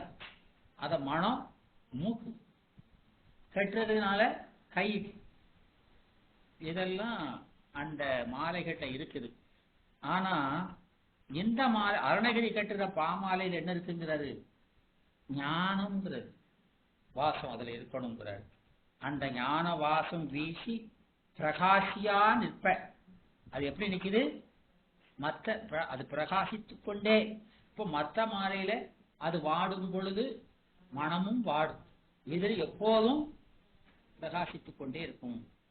அப்படிப்பட்ட மாலை தான் நான் சூட்ட விரும்புகிறேன் என்று களையப்படாத மாலையாம். அந்த மாலையெல்லாம் சூடி களைவது, இது களையப்படாத மாலையை நான் அங்க கொடுக்கணும், ஞானம் என்ற வடர் வீசணும். அதனால அப்படிப்பட்ட மாலையை நான் உனக்கு போடணும். அதுக்கு அந்த மாலையினுடைய தன்மையை, மனத்தை, அந்த மாலை எப்படிப்பட்ட மாலைன்னா மாதிருகா புஷ்ப மாலை. எத மாலை? மாதிருகா. மாதிருகான்னு என்னது? பூஜை பண்றவங்க தானே நீங்க? பூஜை பண்ணுவீங்களாமா? அதுல அந்தர் மாதிருகா, பகிர் மாதிருகான்லாம் இருக்கா இல்லையா? சொல்றோம்ல, வண்ண மந்திரம் சொல்றோமா இல்லையா? அதுதான் மாதிருகா புஷ்ப மாலை. ஆமா, விளக்குதாமா? அத ஒவ்வொரு எழுத்துக்கும் இதெல்லாம் ரொம்ப விரிவா இருக்கும். அந்த மாலைய நான் பாடணும். அது ஏன்னா அது அப்படி பாடுனதுன்னு சொன்னதுனால அவர் அந்த கந்தர் அனுபூதியில் 51 பாட்டு படிச்சிருக்காரு இல்லையா? அதுதான் அந்த மாலைன்னு சொல்றாரு. கந்தர் அனுபூதியில 51 பாட்டு வச்சிருக்காரா இல்லையா? அது 51 தானே வண்ணம் மந்திரம். அதுதான் அந்த இவர் சொன்னதை அங்க பாட வச்சிருக்கிறார் முருகப்பெருமான்னு சொல்றாரு. விளங்குதாமா? அதனால அதுல அந்த மாலையினுடைய மனத்தை மாசிலோர் புத்தி அழிபாட. மாசிலோர் புத்தினா என்னது? ஞானிகள், மலமெல்லாம் நீங்கிய அந்த ஞானிகள், அதுல இருக்கிற அந்த அழினா அன்பு, புத்தி, புத்திங்கிறது அறிவு.